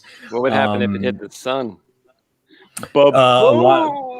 A lot of things. Yeah. In fact, that's the thing, is the sun will be extinct in like 540 billion years because it will have converted all its gas. Now, the sun will be extinct iron? October 1st, 2020, when Albatross Junction launches. Actually, Kev, I got to write that down because maybe we could use that in our advertising. The sun will be extinct on October 1st. Yeah. Now, Oh, here's then an that interesting Go ahead. theory: is that when we get if supposedly we get one of those solar flares, Right. like, all of this technology is going to get wiped out. then what are people gonna do? Woo! Who's scared? Yeah. Why? No. Come Would on, a- we would a should go back solar to the old flare- ways. Wait, I got a question for Matthew. Would a solar flare wipe out my Plector Labs lightsaber? I knew you were going to say something like that. Yes. I'm going to It go with would. yes. Oh no. Oh no, I'm sorry. I'm sorry. No, but only if it was on no, at no. the time. I'm right? sorry. I'll go with oui, monsieur. But what if it's off at the time? Yes. Oui. La même chose, monsieur. Supposedly, Which means it's just the same like a thing. big old EMP, right? Mm. All right. Well, that doesn't make me happy. That I don't know. I couldn't answer. I'd have to look up a solar flare and actually research it and know all the details about it. But yeah, I barely know anything about black holes. For God's sake, they're space. possibly. There you go. Hey, space. There you go. There's a drink right there. The solar flare. Oh yeah, write it down. I like it. That's I nice. like it. Solar flare. You could name some of There your. you go. There you go. You can name some of your characters like J.K. did because not that most people know this, or maybe they do know it, and I'm just the weird bird or something. But a lot of her characters were named after planets. Bellatrix is one, and Draco for sure. You know, I don't think Harry Potter is, but the point being is Bellatrix and Draco for certain those are actual names of planets. So I don't think that's by accident. You know. I've been delving into a lot of these Harry Potter lore videos, and they talk about like the naming schemes of some of the characters in the Fantastic Beast movies. It's pretty interesting. Yeah, Kevin, and that's the thing this is I think looking like ice. Oh, it's looking great. Like, look at it; looks professional. That's what I think is amazing about Kevin's art is that, you know, there's no distinction. There's no distinction if you were to say, oh, you know, that's cool. My friends are doing a comic book. And then if you were to be like, oh yeah, well, here's a real one. And they're like, oh yeah, those are totally different. Like you can tell that like this, I look at it. And if I didn't know any better, he's like, woo, hell yeah. But I mean, I think that's important with, you know, just projects and stuff. Like I used to have these friends who, well, you know, I had these friends once, they cut a music album, and this is like way back in college. And then, you know, he said, here, just take one of these CDs, and I won't go into all the details. I was talking to all the stuff. I threw it in my computer at the time, and this is like in 1990, blah, blah, blah, blah. And I was like, holy crap, this is fantastic. Like there's no difference between what I'm listening to and what's on the radio at the time. No difference. I mean, other than the fact that it was technically better, but they were just unknowns. Nobody knew about them. Yeah. So, and that's sometimes a thing, you know. What are you going to do about that, you know? It's real. That is cool. You say 1990 something? We were in college. I was in college in the 90s. I started college in 95. Well, that's right. We're at least somewhat similar in age. I'm just probably only a little older than you. It's not like I'm, you know, 20 years older than you. What'd you say?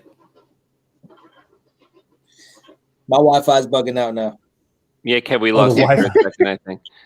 Oh, so all systems are bugging out. You know what, guys? I think it might be due to me as well, because some things I was trying to do, it was giving me an error saying like your Wi-Fi isn't good and stuff like that. So I was like, oh, maybe it's me causing this trouble. It's not you. Say that again, Kev. It's not you, it's me. Yeah. Well, I'm just gonna have to look into this StreamYard thing. Like you were saying, Anthony, it seems like it's a pretty cool chat system. Although I don't know, like everybody seems to use Zoom these days. Do you ever use Zoom? Yeah, I was just using Zoom right before this, talking to Jason JB Kuma off the FX Saber forums. What do you think of Zoom? It was cool because he had a green screen behind him, and you could do that in StreamYard as well. But in StreamYard, to use a lot of the features, you do have to pay. There's a lot of stuff that you could do without paying, but to do the really cool stuff, you have to pay. And for Zoom, you don't have to, and you could still do a lot of the you know, effects and a lot of the green screen stuff, and record separate streams. So like, let's say, and you might have been aware of this from the other night, I'm not sure, or maybe not, because you said you're new to Zoom, but I just found this out earlier today, which was that like Nova, like let's say we did a reading and the 12 of us were in the room, and Right. you wanted the ultimate audio that you could get from Zoom, you could actually grab the individual streams. So you'd have, like, let's say we recorded for an I think hour. I know what you mean. You'd have 12 hours at the end because you'd have each individual person's stuff.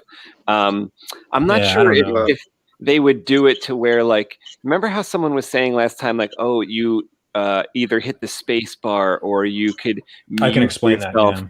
Like, I wonder if you did it that way with the individual streams, would you literally just get their voices? So, like, let's say they had a total of 18 seconds of dialogue. Could you just get that and not the 12 hours, you know, or not the full hour because they weren't in the entire play, you know? So I can't answer all that stuff, but I can tell you this is what John was referring to. And then for people who are listening, they're just going to have to try to follow along. I'll be right back. No problem. Yeah, no problem. I got to open the window at 1.2. It's getting too hot in here. But so the idea behind that John was talking about is to do the whole space thing, is to be like not broadcast any excess noise into the rest of the group. So think of it like you don't want maybe 12 microphones on when all you want to hear is one of them. Right. So that's what he was suggesting. That said, I think he was going under the concern of, hey, you'll have some cool, clean audio. But I got to be honest with you, if you're not recording professionally, in other words, if your mic isn't in a environment like just to the left of me, which you guys can't see, I have sort of a professional environment. I mean, not exactly, but the point is I have it all sound dampened. You know what I mean? And that's important to recording professionally because you don't want the echo in your room on your walls to be influencing your microphone. If you want actual echo, applying it in post is way better than starting with echo and then either having to remove it. Yeah, and you really can't. There's some level of echo you can correct, but most of the time you just wreck your sound. It doesn't matter. That's not the point. But the point is most people who are streaming will not have the opportunity to be in a soundproof room. And even if you're in a soundproof room and you're streaming, you still got your computer is there and it's going to add a reflection. There's nothing you can do about it. It's just called physics. Sound waves will bounce off of this monitor that I'm looking at right now. I mean, there's nothing I can do about that. So the microphone usually needs to be hidden in basically, I mean, it's really what it is it's a box with, we'll call it pillows.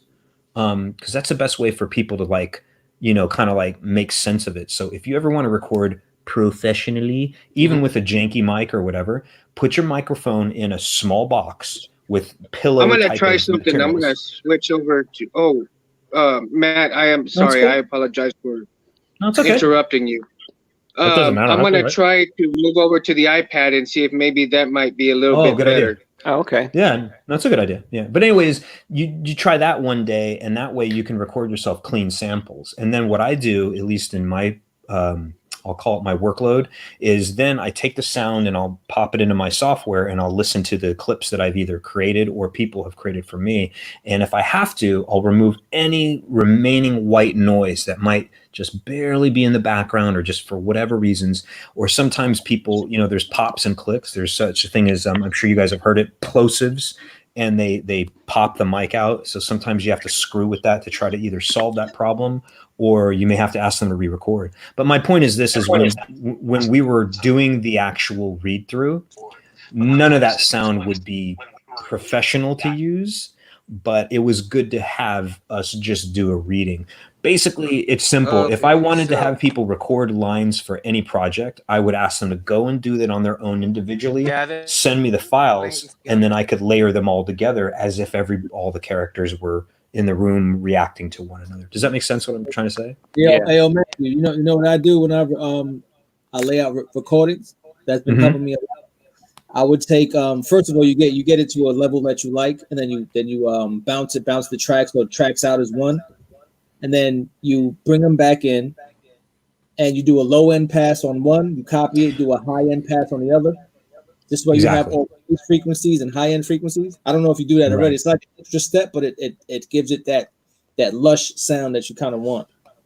It varies, Kevin. That's a really good point. Is it depends on what I want to get out of the vocals. And most of the time, if I just need natural vocal sound, then the biggest thing that I have to do is rectify the fact that everybody is using different microphones under different conditions and all that. And that's hard to do until I get to a point where it's time for us to record professionally for the actual Diamond Dragons project, in which case I'm going to try to either A, provide the gear for everybody and say, I want everybody to buy this microphone and I'll reimburse you or something. Or B, I'll just say, hey, you already have a professional studio or setup or something? Great, because this whole COVID-19 thing has made it where I can't exactly have someone just go to some professional studio.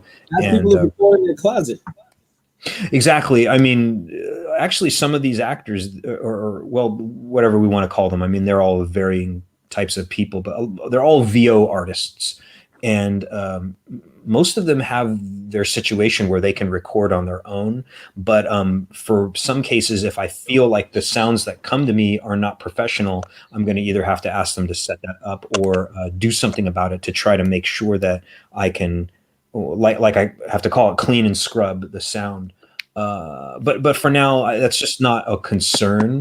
But I know what you're trying to say, Kevin, is you have to try to like hone in on a certain level of sound. Some sounds are too sharp or maybe a little abrasive to the ears, and then some of them can be too bassy. It really depends. Like, for example, if you need a character to speak more like this, and then other ones, you might have some characters a lot more like this and talk and all that. You have to figure out, okay, well, how do I make sure that we don't.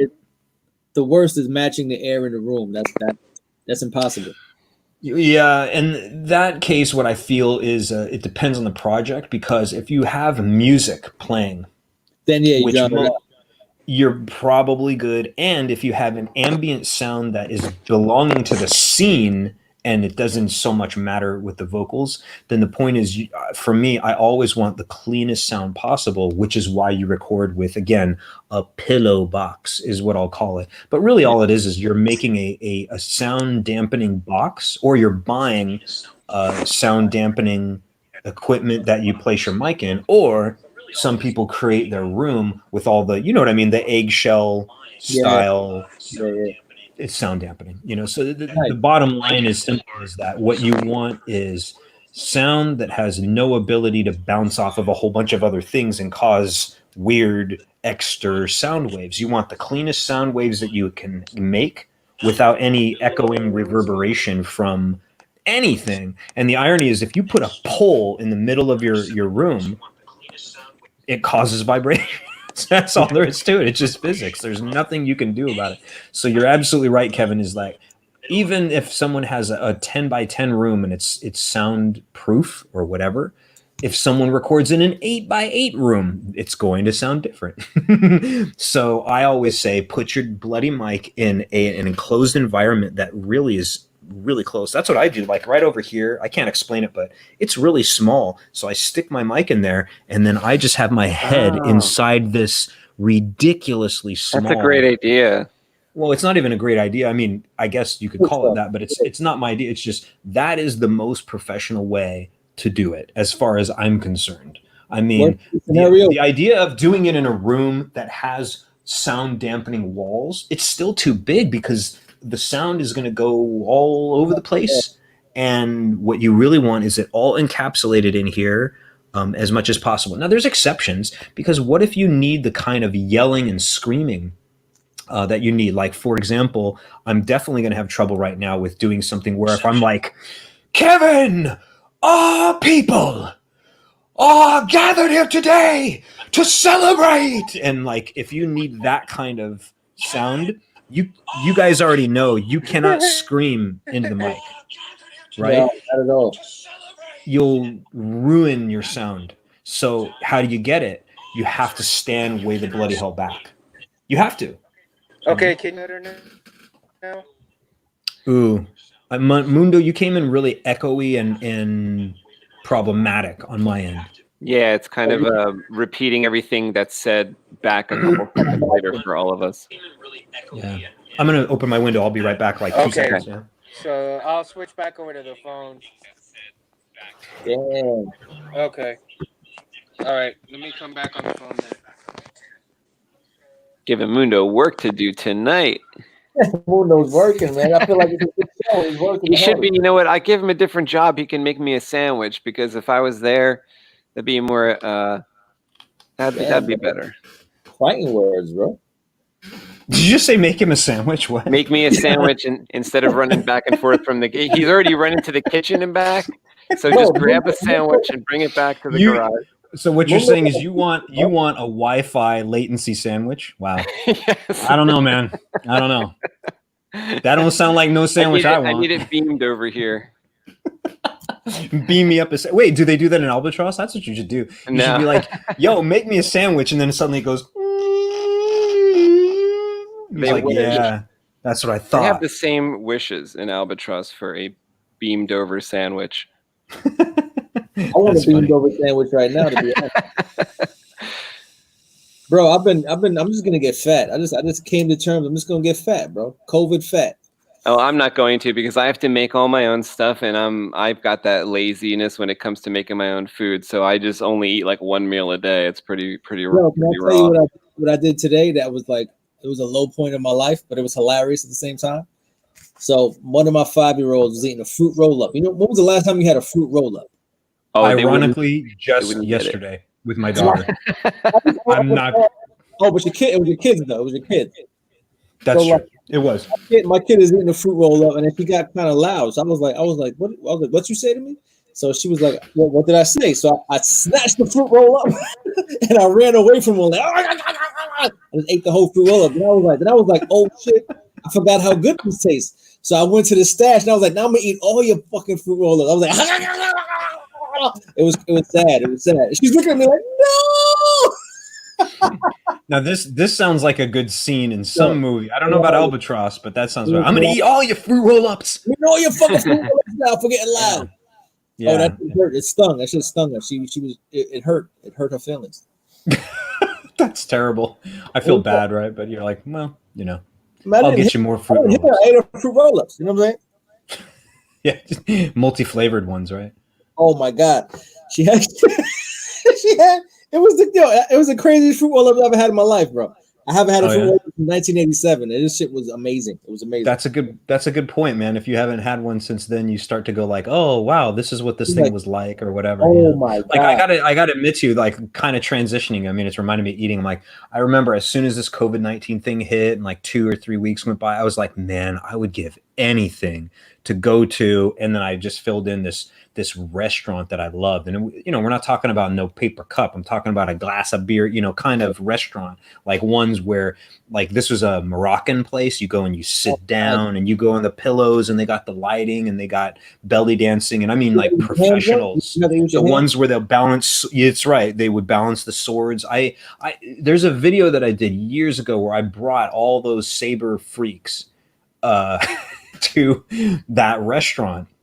And it was the first Sabersmiths gathering that I think ever existed, to be honest. You know, we gathered everybody in San Jose, California, and I said, hey, we're all going to this damn restaurant. You guys are going to have a good time. Yoda was there, you know, Michael Murphy, and it was a crazy time. It was when Judge Sabersmith was still around. So shout out to Judge, you know, but it's been a long time. He's been way out of it. Some of y'all never probably heard of Judge. I think Anthony would have, right? Yeah, like I'm even familiar with Judge, the old forum, Judge Sabersmith forum. Mm-hmm, yeah, he had it for a while and stuff like that, and so there was stuff back in the day where we had some good people aboard and everything, and you know it got tough though because that's the thing is a lot of artists they got like you know people got janky and stuff like that, and that wasn't good, but. You know, it is what it is because here we are now a long time later. It's like good 14 years or something like that, you know. You know, there's supposed to be another Saber meetup, I guess, just like that one.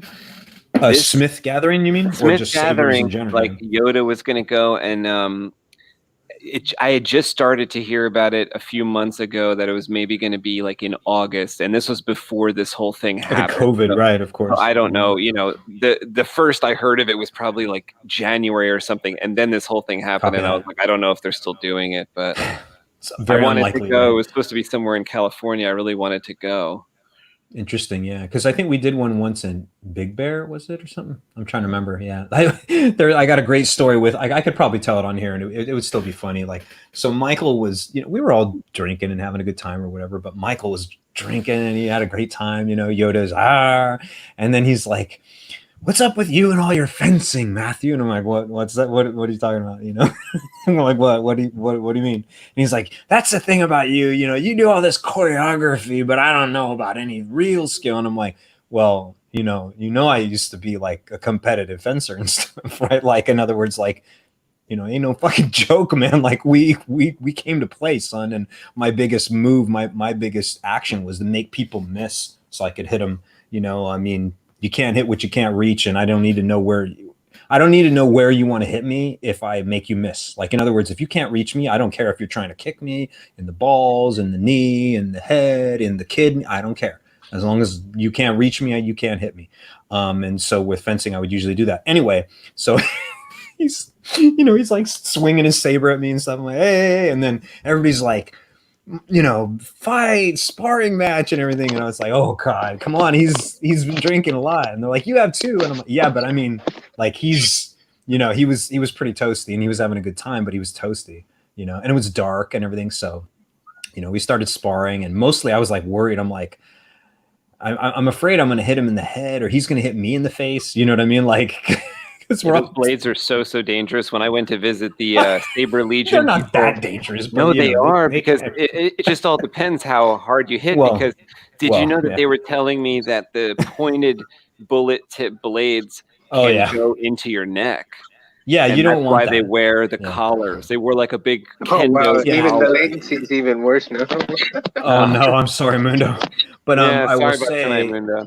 I like your shirt though, Mundo. But I mean, that's why you wear a gorget, and then also fencing masks. They have a partial gorget. But yeah, like when I used to do SCA fighting way back in college, I would do the medieval stuff, sword and board, and you have to wear this 14 gauge steel helmet. I made my own helmet.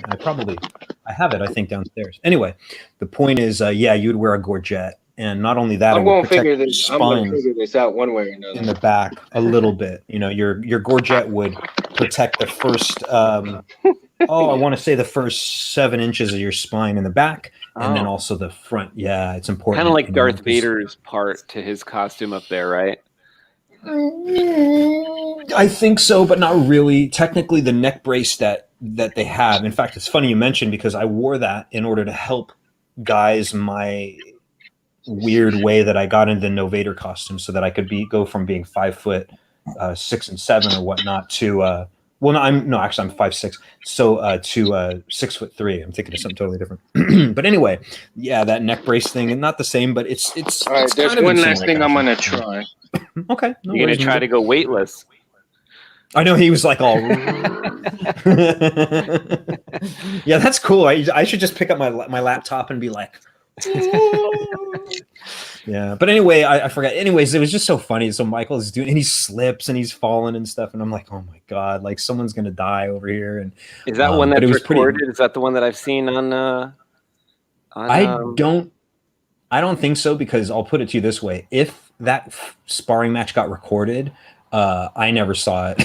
They didn't show it to me, but I mean, and they shouldn't have, because I would have said, no, don't put that stuff online and stuff, dude. Yo, he was drinking and stuff. No, well, and I may have seen it, but it wouldn't have been like online like that. It would have been like something that somebody behind the scenes may have shown me, like Jody or something. I could see how Jody might have done that. Like I haven't talked to Jody in ages and stuff. So what's up, Jody? If you're watching, yo. But I mean, I'm sure someone could have recorded. It was dark, it was super dark. Yes, I think I've seen it, but it's not something that's out there. It's just I love how that I have to find is the most ironic thing, is like, of all the people who have not seen it, I haven't. I think that's just hilarious. You're gonna have to show me that and stuff, and I'll be like, funny. Oh but you probably know what I'm talking about, right? Like, I was like, just check this guy out, man. He's getting a little like, I don't know, man. And then he's just like, you just keep doing this, that, and the other, and I'm like, hey, like. Well, know how you said it was a bunch of years ago. You remember how bad the cell phone videos were? It was one of those. Oh yeah.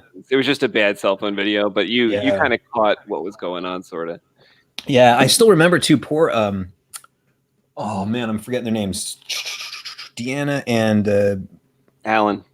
Alan, thank you. I was like, God, why did I lose it? I just haven't spoken to them for ages. But yeah, their van or something died, you know, so they were like spending so much time trying to fix it. And I'm like, look, if I knew anything about this, I would help, but I can't do anything to help you. But yeah, that was crazy stuff. I think was it me who drove Michael and me, or did we take Michael's car? I don't even remember.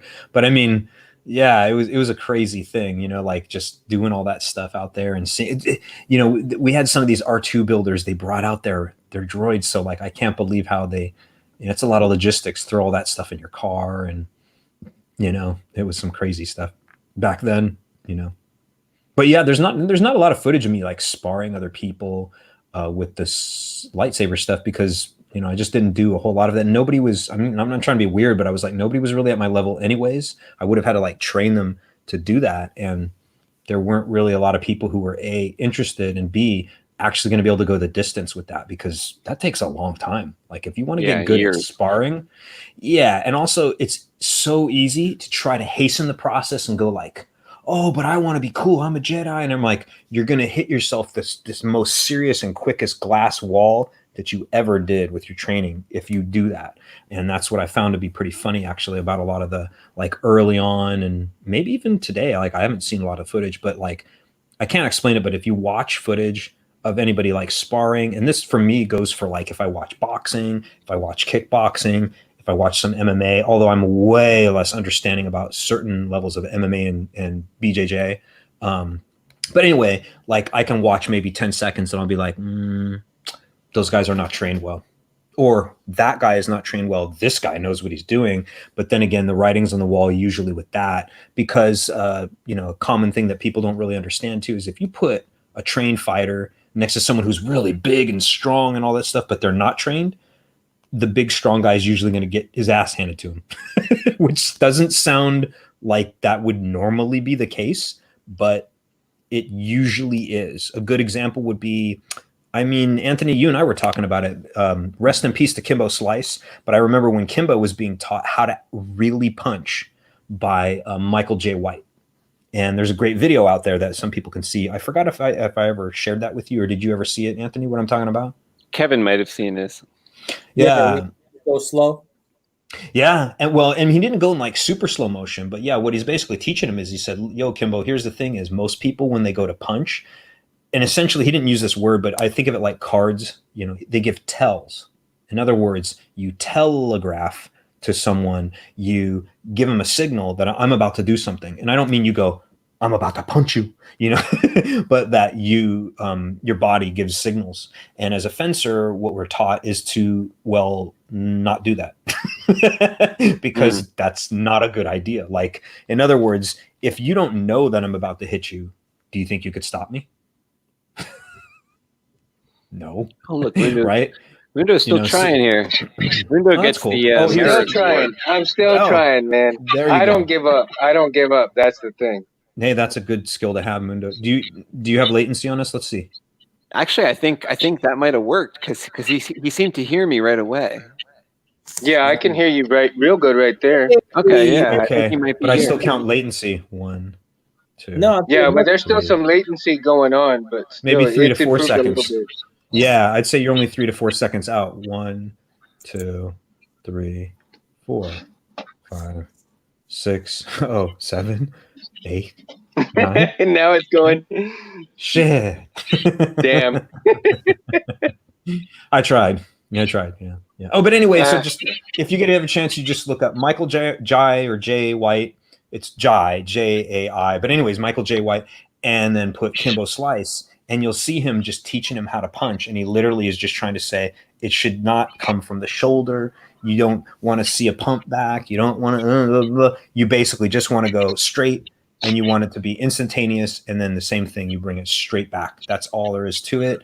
And then he's just like, put your hands up. And it's funny because when I saw him do this drill, and I saw this like, you know, years after doing tons of fencing, I was like, oh, I know this drill immediately. And that's the irony is some people think, oh, well, you do fencing and that's nothing. Real martial arts is boxing. I'm like, they're all the same. They're all the same. And they're like, no, they're not. I'm like, yes, they are. 100%. It's just physics. It doesn't change. You know, Mhm. now someone might argue, oh, but in fencing you don't have to hit hard. I'm like, no, that's true. We don't have to. But just because I don't have to doesn't mean I can't do that. It's like when people will say, oh, well, in a street fight, boxing would never work. I'm like, why is that? And they're like, because, boxers, they don't like kill each other. They won't punch each other in the throat or do this. And I'm like, so what you're trying to tell me is if a boxer was in a street fight, he'd only use the boxing rules? And I was like, that doesn't make sense. You know what I mean? Well, on the street, no rules apply. I'm thinking That's what I mean. boxing is like the ultimate, man. It's true that if you're a boxer, you may not know grappling. But what I'm trying to say is if people think that a boxer is going to be magically limited to the rules if they got in a street fight, I'm like, you're pretty stupid, son. Like, I'd be like, don't say that about a boxer. I would rather any other like form of martial art than a boxer. Honestly. Yeah, you wouldn't want to mess with a boxer if they were really good, especially one with excellent head movement and essentially what I call a sense of measure, and not only a sense of measure, but mastery of measure. And the irony is there's another great video out there from this dude who I think his name is just Travis. That's all I know. But he made a video that became immensely popular where he's like, hey guys, so I decided to get out of my house today and do something cool. And I decided to challenge people to hit me in the face. And then he's like, look, I'm actually not wanting them to hit me in the face. That would be weird. But like, I'm going to try to do everything to stop them, but I'm not allowed to hit them. And all I can do is evade their punches and things like that.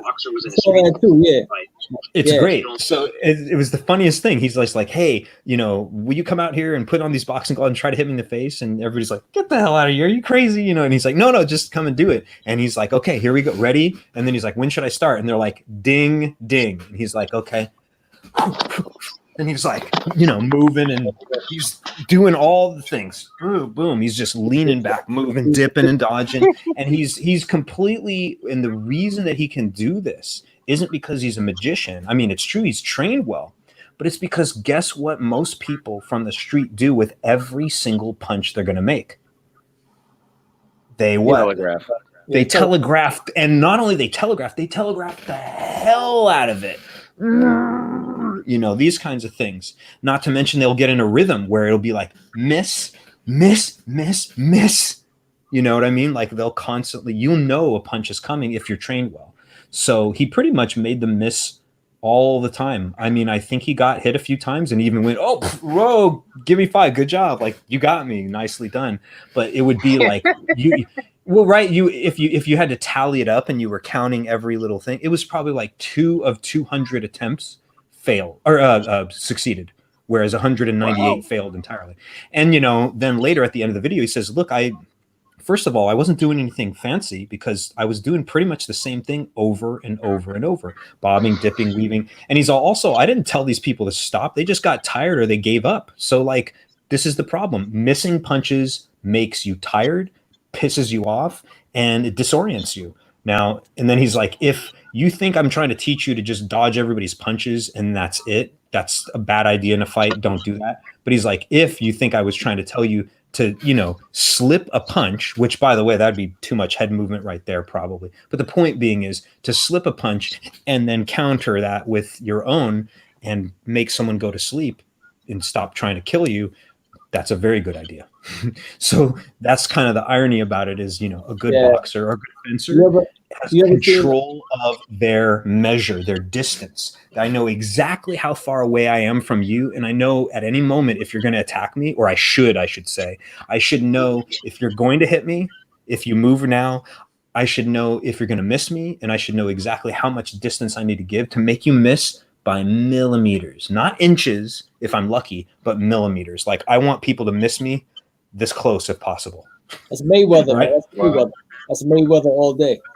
And Mayweather, just in case everybody thinks Mayweather like invented that or whatever, no, he probably studied Rocky Marciano or Marciano. It depends. I think it was Marciano. But anyways, this wasn't Rocky like Rocky Balboa. This is a real fighter. And you can look up some old footage of him on the net. But he was definitely the king and maybe the inventor to some extent about using measure as his entire defense. Like he dodged, slipped, bowed, and leaned almost everything. He just basically didn't want anybody to ever hit him. And instead of him bothering to parry all the punches and have to sit there and guard and, take that, because that's really what you do. You put your pillows on your head. You literally touch those gloves as tight as you can to your head when you're getting pummeled, because those punches are coming in. You want them to just hit that. If you have any space in between your gloves and your head, you're basically going to hit your own head. You don't want that. So anyway, the point is, he didn't want any of that. He had wanted nothing to do with actually absorbing the hits. He was just like, screw it. I'm going to dip all those things. And he had what everybody called back in the day. This is Rocky Marciano. This is like in the, man, I don't even know what year it was, but it was like, black and white footage, no color footage of Marciano. But the point is, he evaded everything and everybody called him. He had the unorthodox defense. And it was so wrong. Like at the time, people just didn't understand that he was intelligent. I can't even explain it, but they said they had a joke with him where they said Rocky, he would make you miss punches and he would feel so bad that he would stick his face out and apologize. Because he was so unorthodox the way he would do it. He'd be like leaning in and then you go to punch him and he'd like do this weird, not matrixy, but like he did really, really unorthodox looking things. But guess what he was doing? He was making your dumbass miss. I don't know about play. I mean, it depends on how you look at it. I mean, come on. You got to make the fight interesting somehow. What'd you say, Kev? You hear me talking? Oh, I can hear you talking, Kev. What'd you say? I was asking if you're familiar with 52 blocks. 52 blocks? 52 blocks is almost like a form of boxing, but it's some jail shit where they came up with it in prison, and it's pretty crazy. It's pretty crazy. I've never heard of it. I wouldn't be surprised. Is this a video you showed me, Kev? Yeah, they put up a 52 blocks guy versus like a Wing Chun master, and he fucked him up. He beat his ass. Oh yeah, this idea of like one art versus another is another goofy thing that I always found, is that one thing's for certain is a good martial arts practitioner against another good martial arts practitioner. It kind of doesn't matter the style that you have unless, and again, this relates to what good really means. What's that? If you can't fight, you can't fight, period. Like, this is all I'm saying. You're like matching up two people that are equal with different styles. Well, that's the point is that, okay, when we talk about different style, I feel more like what Bruce Lee used to say. He would say, I do not believe in a style unless we have someone with 4 arms and 4 legs, then we can have another style. But instead, we have only martial arts. We have punching and kicking. And anyways, he would say all these things. And I agreed with him, not just because he's Bruce Lee, but because what he said actually makes sense. Because here's the thing, and this is the way I feel about martial arts. People can take this or leave this, but martial arts is very simple. Guess what it is? Physics. That's it. And physiology to some extent or whatever. There are only so many ways that you can throw a punch that is efficient. Now, I mean, it doesn't mean that there's only one way to do it. I mean, obviously you have boxing is called the sweet science for a reason. It's been honed over the years. You have a jab, right? You have a cross, you have a hook, you have an uppercut, and you have maybe some other kind of quasi interesting ways of looking at it. But let's be honest, I don't care who you are.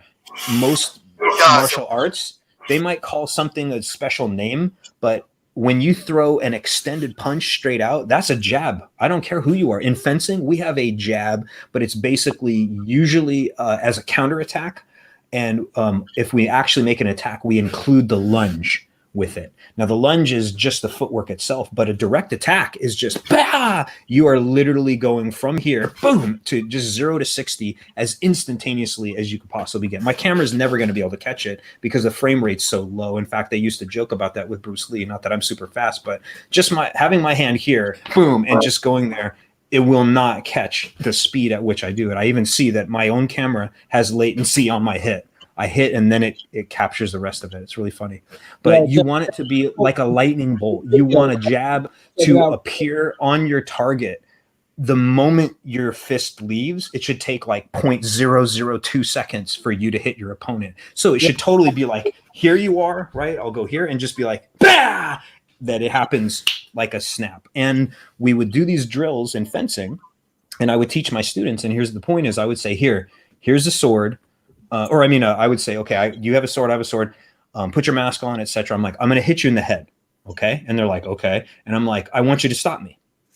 Plain and simple, right? I'm like, I'm not going to trick you. I'm not going to do all these fancy things. I'm going to hit you right square on the top of your head. Just right there. That's it. And they're like, got it? And I'm like, got it. Okay. I'm like, you're going to stop me though, right? And they're like, yeah. And I'm like, you're sure about that, right? And they're like, yeah.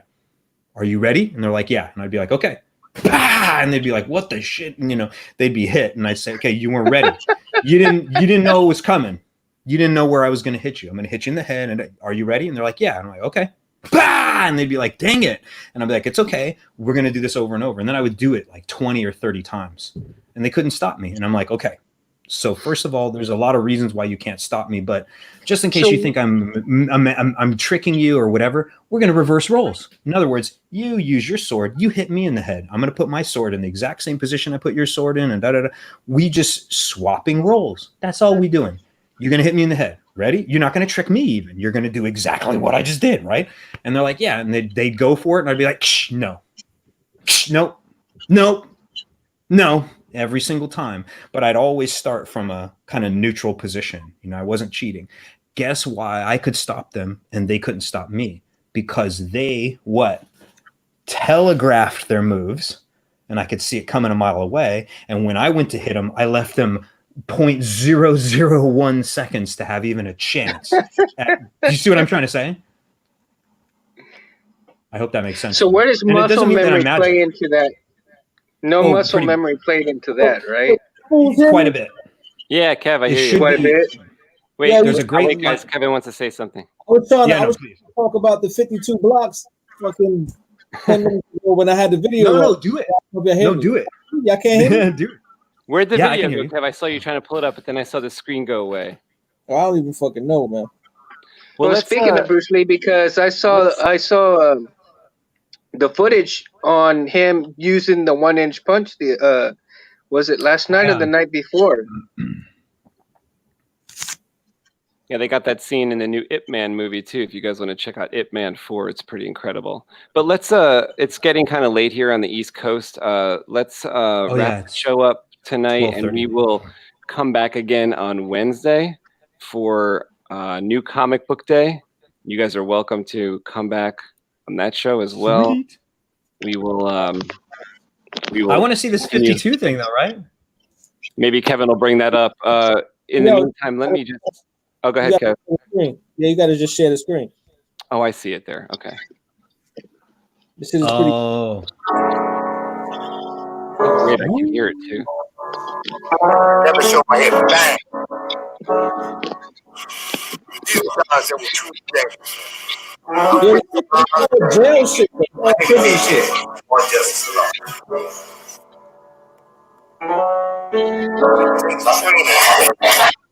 Well, I'm gonna forward it a little bit so you don't have to go through the whole way. It's like football in philosophies of 52.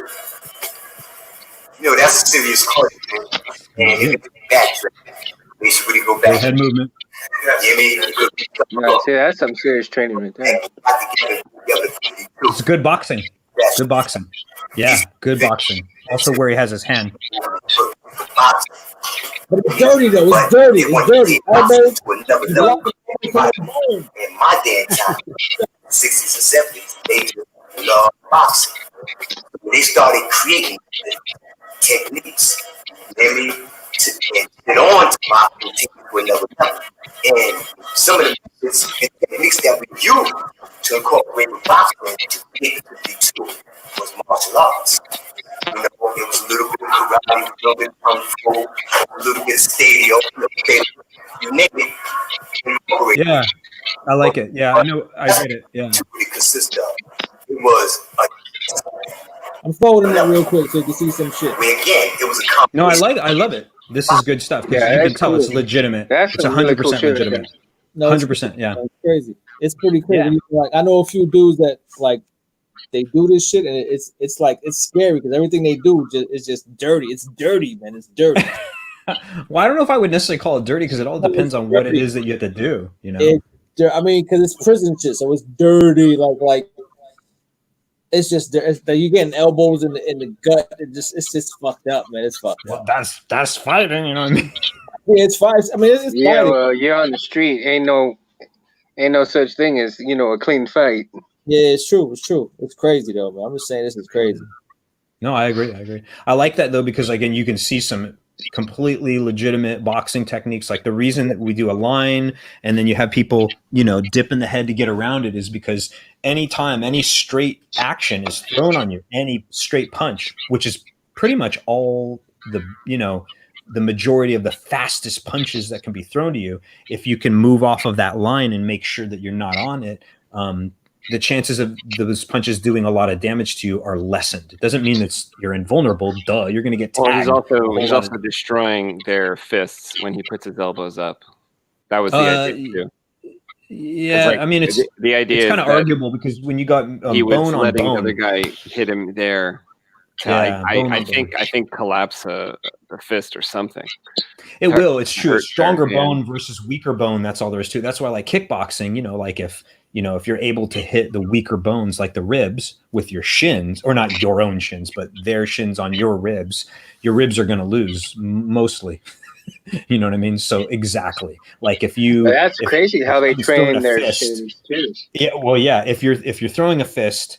And someone uses more of a nicer, stronger bone in your arm, basically. And again, it depends on a lot of things. Yeah, you can. The knuckles, they're not really designed to do a lot of damage. I mean, with not to another stronger bone. They're meant to do some meat pounding to your to the kidneys and the liver. And like the liver kick. Like I think you and I were talking about that, right, Anthony? I was like, one of my favorite moves that Boz Rutan does is the liver kick, especially when he teaches it. That's deadly. You want to make someone take a dirt nap real quick is hit them really hard in the liver. No, it's true. It doesn't matter how strong you are. It doesn't matter who you are. It doesn't matter how tall you are. If you hit someone really hard in the liver, they're going down. No, my liver's stronger. My liver's stronger than yours. It might be. I don't know. Yeah. My liver is definitely weaker than everybody. And I don't mean like that. Yeah. My liver's definitely fucked. Kevin's liver's fucked in college. Sante, yeah. But no, thanks, Kevin, for showing that. I didn't mean to railroad it earlier, but I was just talking about all these things because there's a lot to the martial arts and sparring and fighting that in the end, for me, it's all about physics. That it's ridiculous for people to try to assume all these other weird things. Like I'm like, there's just some things that I'll see people doing that I'm like, that's not, there's no way that'll ever be a good technique. No way, because of physics and timing. That's it. But the rest of it, you'll be like, hey, that's a good technique. Why? Because it's been there for hundreds of years and people have been training it. It doesn't mean kind of new styles or whatever, like new ideas can't come into it, but they're usually always based off of a core foundation of things that have been there for ages because physics. Yeah, but like in my life, how this is nature versus nurture. Mm-hmm. So some people are just naturally better fighters, and if you're not nurturing your fucking martial art, it doesn't matter if you're only going like a couple of times a week and you're not dedicated to that shit. A natural born fighter is gonna fuck you up. It's just it. It is what it is, and I've seen it 1,000 times. It is what it is. Yep. Yeah. It is. I think it depends. Like if you have someone who's a trained boxer versus someone who.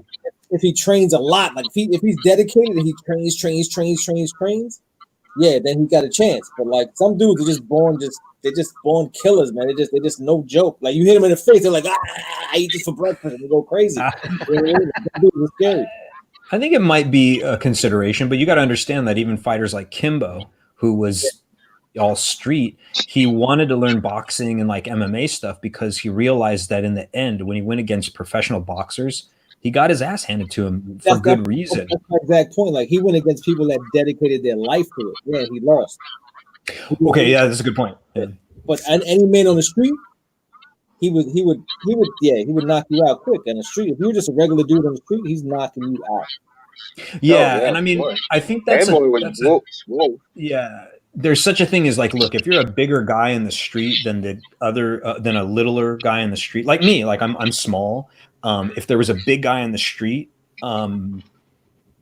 I mean, I'd probably get my ass handed to me, but it's also hard to say because it depends on how much they know and what they do. There's a lot of reasons why I could win that fight. And I don't know if you guys have ever seen that before, but you ever seen and they make video compilations where it's like little guy defeats the bigger guy or whatever. And Kevin just showed me, well, it wasn't little guy, but it was like two evenly got like the street fight you showed me the other day, Kev, where there was like two guys that just kind of were fighting and then they both agreed that it wasn't worth it, and the one guy walked away.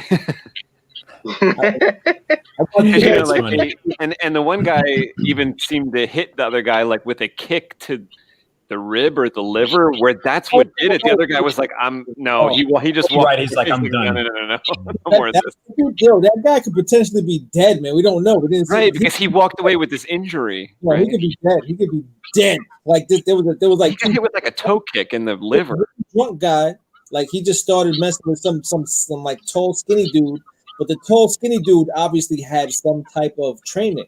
So he's going in, right. Covering up. He's covering up, he's coming in, boom, coming in with like elbows, kicks, and then the drunk guy got tagged and couldn't deal with it. So he kind of like tried to walk away, and the dude like put his hand on his ribs to kind of like measure it. And then he just kicked him in the liver, like in the side. Boom. Which side was it? On his right? On his right side. Yeah, I think it was on his right side. Yeah, that's the liver. Yeah. That's the liver kick. Then, yeah, that was a liver kick. Yeah. He could be dead today. We don't know.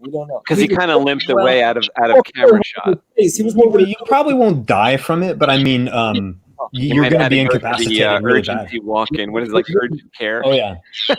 He went directly to the urgent care. Especially if you're not trained well, and especially if you don't have good, strong abs and basically those muscles that are on your sides. What my karate teacher tells me, he said nothing that you could have there can help. He's like there's like a little muscle goes a long way, but you're right. Like you can't. You're vulnerable. Okay, you're not as vulnerable as you are to like the throat because you can't work out your throat. This is just skin. No, yeah, that's just skin. It's another spot that's like very very thin body there, whatever, thin fat layer there. Exactly. I mean, again, it's a little bit better protected, but you're right. It's not by much. That's why the liver kick's so powerful. If you ever get a chance, look up Bas Rutten's video where he shows it, and you'll see footage of him doing this in fights where he it's like 10 seconds into the fight and he just like blah blah blah bam, and he throws that kick, and he does a big setup where he tries to make it look like he's going to throw this awful hook, a terribly bad hook, but he makes it so telegraphed that they go up high like this, and what does that expose? So they get nailed, and then they go and then they just go down one hit, and everybody looks at it like from an if you're not what do you call it, if you're just a spectator, they're like, dude, he got kicked really hard and he's down, what the hell, what a pussy or something. And I'll be like, no, that guy probably is tough, but no one's liver tough. Yeah, it's like being hit directly in the brain. It's like, well, yeah, you can't do anything about it. Shut down. I always said every boy on his 10th birthday just get punched in his face hard, man. I'm serious. Because I mean, like, until you've been punched in your face, it changes your life. It's pretty jarring. Yeah, it's pretty jarring. Life. Yeah, it's real. That fight or flight is serious. Yeah, I mean, I've been knocked out before, and I've also been knocked down where I'm punch dizzy or whatever dizzy, like you got hit really bad. I've been kicked in the solar plexus. I've been punched in the solar plexus. You don't want that, obviously. That's the one where you're like, oh yeah, that. It's been to the point where I'm not sure if I've been knocked out, which probably means I've been knocked out. Well, you wouldn't remember it. In fact, they always say that you never remember the KO punch because if you saw it coming, your body would at least go, and you'd be like, oh God. But basically it's got to be this whole thing where you're like, what? Yeah. That's all there is to it. Like, you're boxing someone, you're fighting someone, you're sparring someone, but it's just as soon that someone went, hey, Matthew. And I'm like, what's that? And then someone went, kerpow. And I'm like, then I wake up and you get that fun line that, well, which one of y'all kicked me? Like, it's true. You don't remember it. You didn't see it coming. you will never see a KO punch coming. Never. Not as far as I know, because then it means you're ready. And that's what I'm always trying to say with my fencers. And I said, if you don't know I'm going to hit you, you can't stop me. There's no way. Can't stop me. You know what I mean? Or you'd have to have instinct where you're like, oh my God, I'm in the danger zone, and move away. And you're like, ooh. Like, you got to know, like, I just stepped into a bad place. Like, I'm too close. I'm going to be hit. If I don't move my ass right now, I'm going to get smashed. That's a little different, but even then, that's not precognition. That's just you understanding, again, measure, understanding that you're like, I'm 3 feet away from this person right now, and I know that their weapon is not long enough. But if you're suddenly 2.8 feet away from them, you're like, uh-oh, I could be hit, you know? So, you know. Anyways, I've blabbered on for another 10 minutes or whatever. Well, let's all do our outros, and then we could come back on New Comic Book Wednesday. Yeah, well, Kev, your outro is the same as mine because we're both talking about the same thing, which is Albatross Junction. We would just like you to go to Instagram and follow Albatross_Junction, and also go to our Indiegogo, which is in the description of this video, just to sign up with your email for the pre-launch, which will get you a free poster. One of 4 posters that Kevin and I are creating, and they are 11 by 17 posters. You'll get one with your Albatross Junction comic book, launching October 1st. So that's all I have to say. Mundo, what do you got? Guys, come on, join the fun. Now he has no latency. And I can't say more. I've already signed up with Indiegogo, man. I mean, what better way to hang out with all these great guys? Yo, right Matt, on, Mundo, you're the best, man. Kev. Mundo's the best. And, you Thanks know, so much. We really enjoy I it. have a blast every time I come on. So for all those of you watching, come on, Albatross Junction. Jump in the fun. Hey. Sweet. I love it. Yeah, Mundo, you're the best, dude, for all the support. I really appreciate it. I think that's wonderful. Yeah. It's Mundo, dope, you're the greatest. Oh, and don't forget Diamond Dragons, guys, with Matt. Go for it.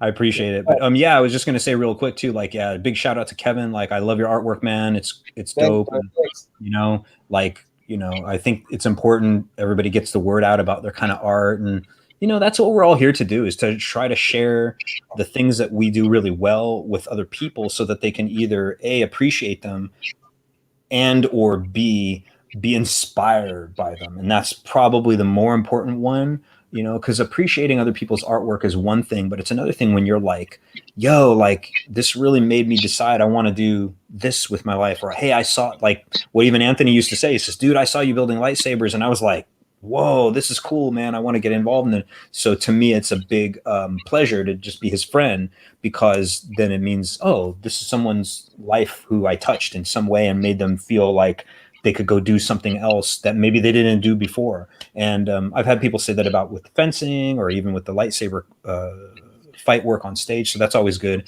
And I'm hoping to do something even bigger with Diamond Dragons. And you can, again, if you want to visit Diamond Dragons, you just have to search, I guess, my name, Matthew Corrado, Carauddo, or I don't know if people remember that, but you know, you can find me on Facebook. I've now made a YouTube channel. I've put a Twitch account, which I don't even know how to use Twitch. I'm terrible with all that stuff.